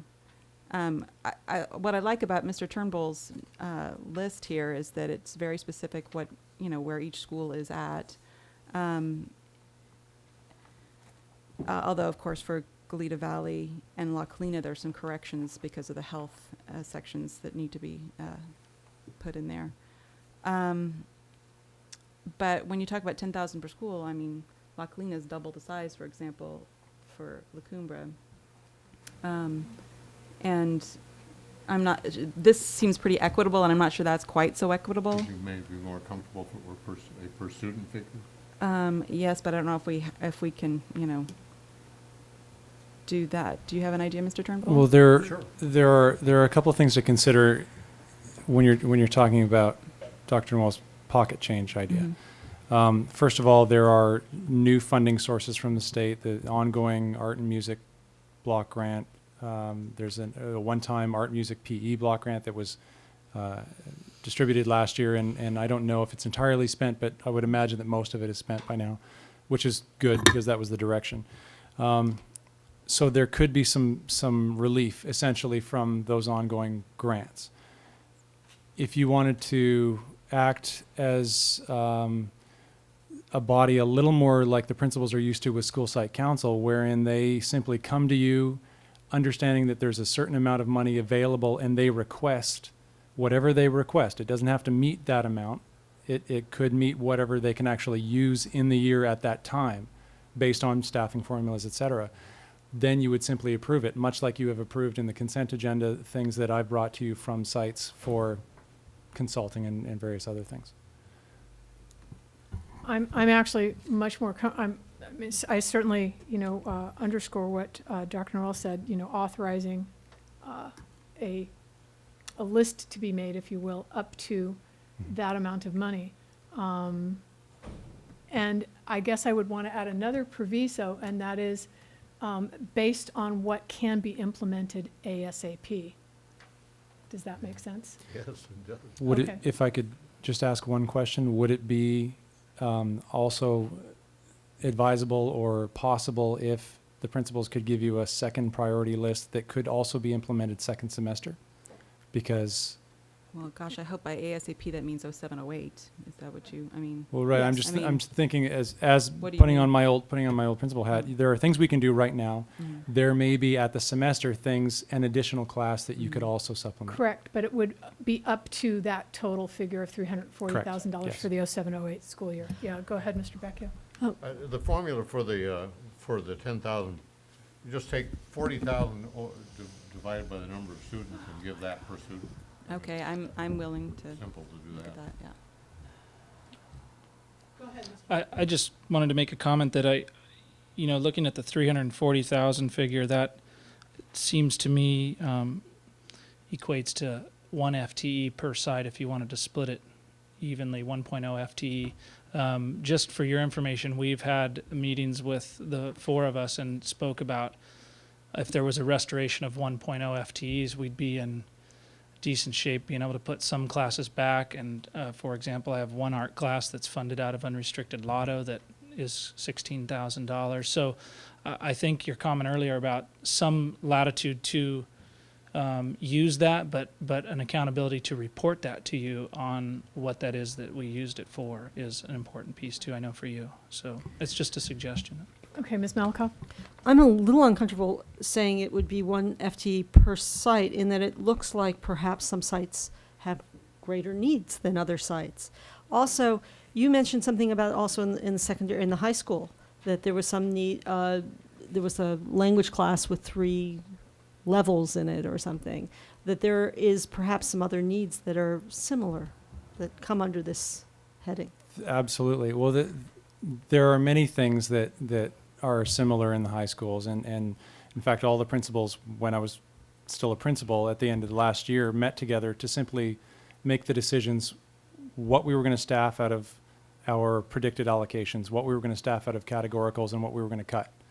It wasn't a nice meeting, but the point simply was that we knew that we were going to spend almost every penny of categoricals that had been spent on supplementary materials and other things on people. And so the simple answer to your question is yes, the high schools are experiencing the same thing. I don't have specific examples beyond the Latin example for you, though. Go ahead, Ms. Parker. And we didn't make the kind of cuts to secondary the way we directly did as part of the budget process. We have a motion on the table, and I believe a second. Can you restate the motion, Mr.? Oh, I'm sorry, Mr. I just had another comment. I know that at some sites it looks like there's a greater need, although when we did our master schedules quite differently. So an example is my school. I have things I've put outside the school day to fund them out of Casey money or core money or whatnot. And for example, Joanne's school and my school, we have classes, 3 periods of High Point, sometimes more sections of that than say another school like La Colina might have too. So there's some differences that come into play too that don't show up on this sheet. So I just wanted to mention that as well. Can I ask a question? Mr. Becchio, so you think that actually adding 1 FTE to each site is a equitable way of doing this?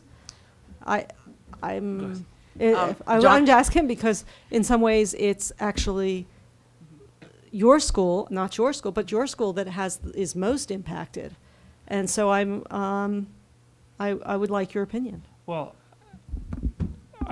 we've met, all 4 of us, and we thought that was do I recall that right? That's correct. We had thought that was an equitable solution. And right now, my site's in a position where 1.0 FTE would mean having an option to put some classes back in, also possibly restore $16,000 to our unrestricted lotto account, for example. So I believe it is. In many ways, La Cumbre was the school most affected because when you have a loss of 2 FTEs with only 500 students, that's huge. When you have a loss of 2 FTEs with 1,000 students, you're able to have a lot more flexibility in moving kids around. So with all due respect, I think basically what La Cumbre did is it took every penny of every categorical lottery money and it put it into staffing so as not to have to cut programs for kids. So restoring an FTE, and John is correct, the junior high principals agreed that a 1.0 would have the same impact and need at every school, at the 4 schools, rather than, point this here, point that at another school. The 1.0 restoration would absolutely solve many, many problems for all the schools. Thank you, Mrs. Keynes. Okay, Dr. Noel, can you restate your motion? Well, the motion is to provide $340,000 to restore FTE according to the formula I thought that Mr. Turnbull had developed, but now I hear it's 1.0 FTE, and I'm a little confused about that. Well, it's actually 2 different things, so you have to make a distinction. Okay. Yeah, and it's important which way you go. Well, how much is it? Then I may be wrong on the 340,000. How much is it to restore the 1.0 FTE?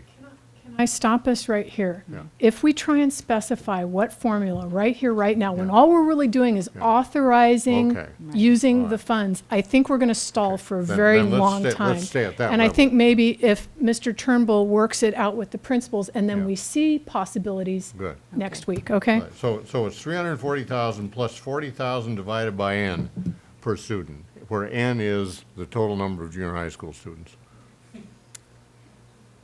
And you seconded, Ms. Parker, And I yes? second that.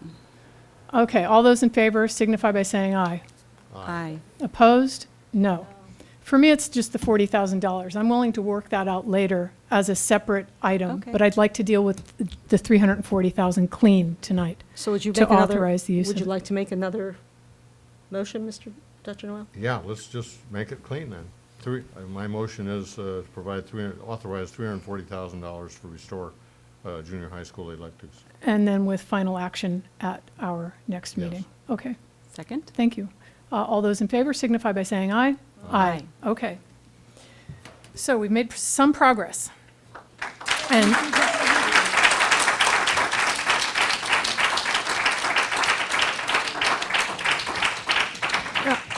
thank you to everyone who came and attended and spoke tonight, and our 4 junior high principals now have their charge to work with Mr. Turnbull and lobby for the best formula. We are back to item E2, and it is almost 10:30. I'd like to urge my board members to get through the action items and then possibly F3. I don't know where that will leave us with Mr. Gonzalez's report, but let's forge ahead. Item E3.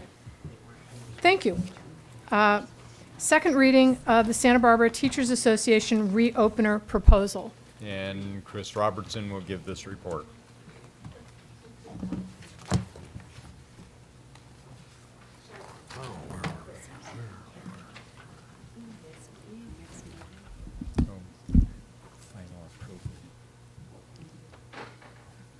Okay.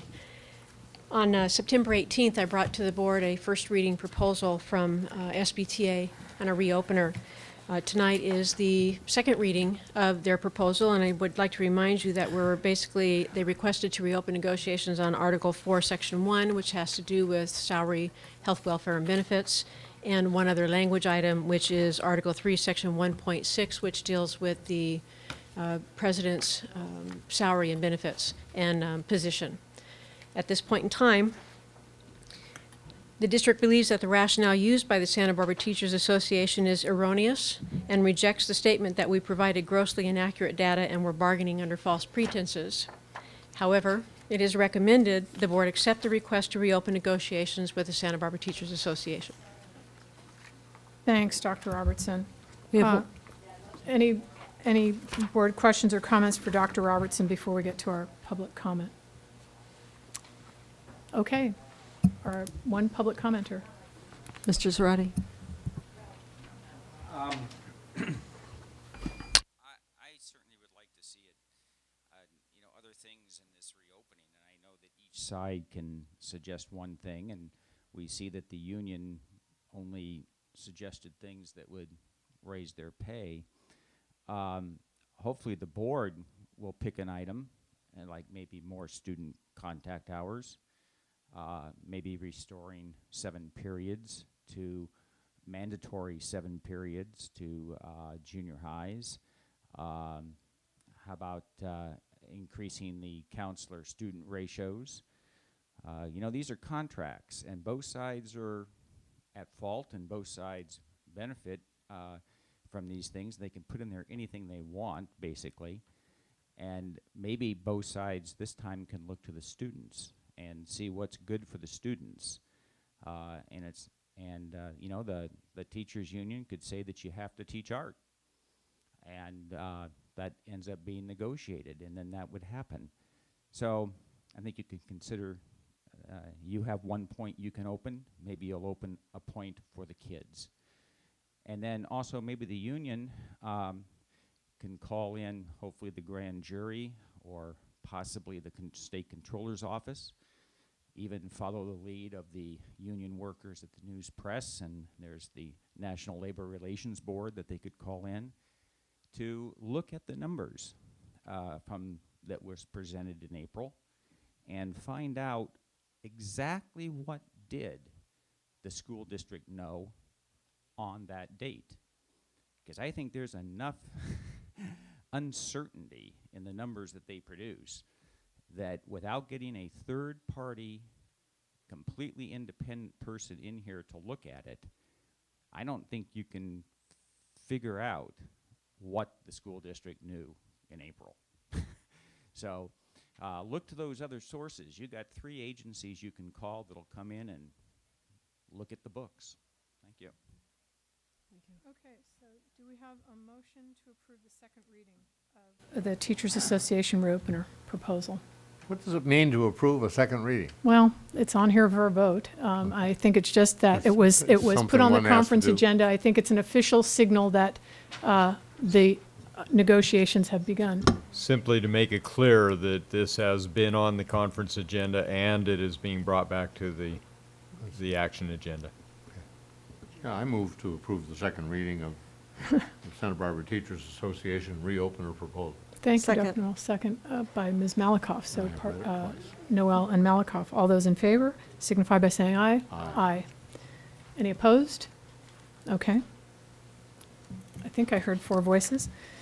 Okay, so it passes 4-0. Item E4, third reading and adoption of Board Policy 1260, Educational Foundations. Dr. Sarvis? Well, this is an item that you've discussed a couple of times before. Let's see, I'm scrambling to try and get my backup information. We did provide backup information about foundations here in the district. You see lists of fundraising organizations that operate in the district or will operate in the district, and you have the anticipated language in front of you. Board Policy 1260.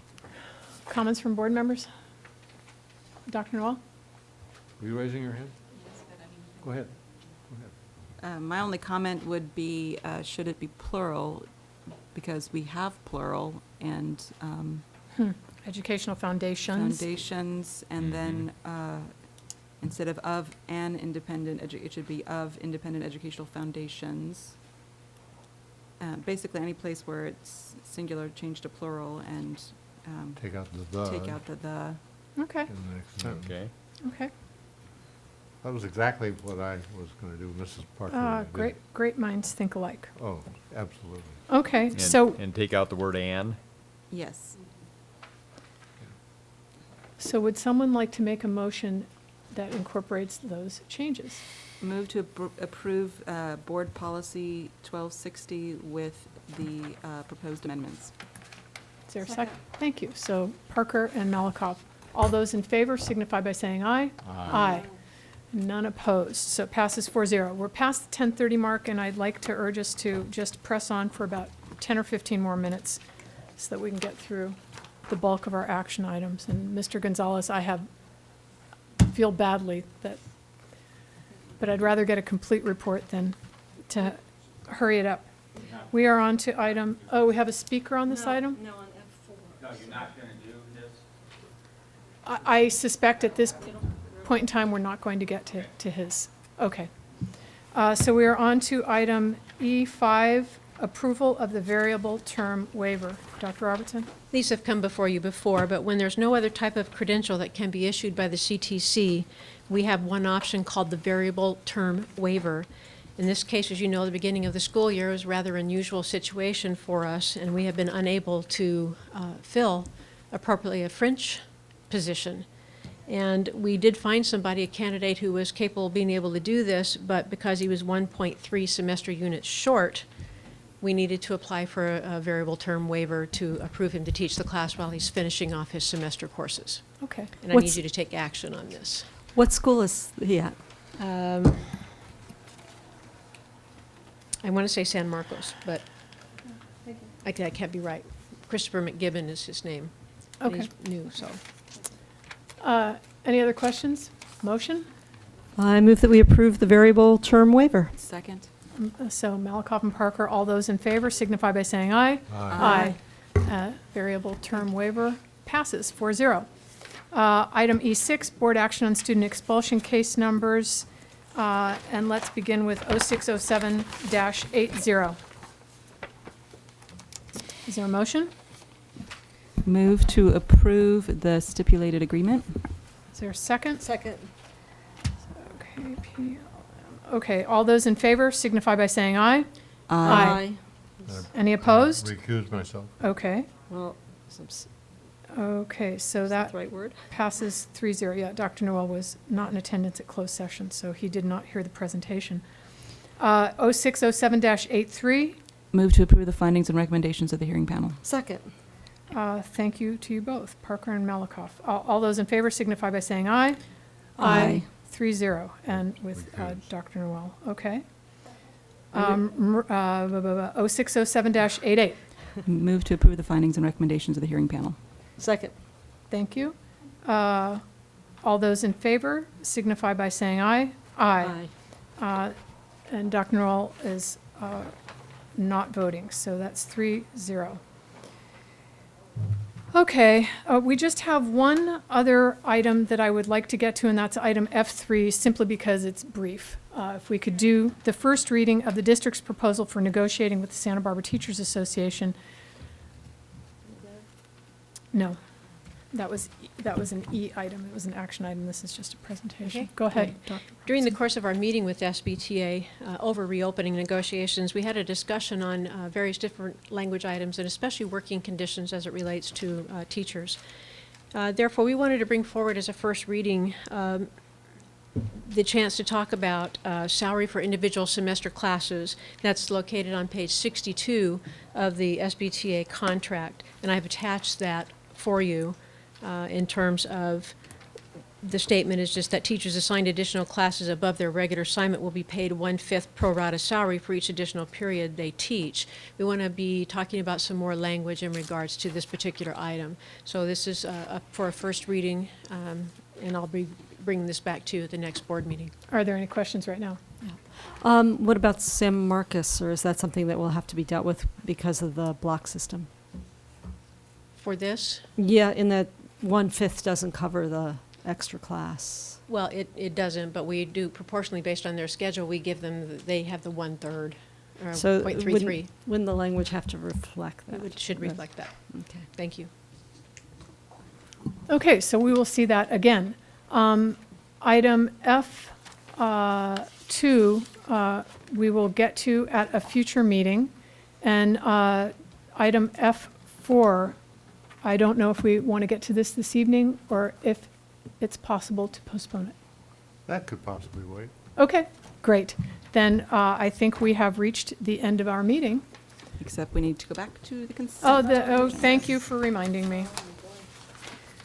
Oh, I hope you're all sorry you pulled these items. Yeah, I pulled F1 rather, D1, just because Dr. Noel was absent and we should do these separately. Okay. Sorry, I'm being picky here.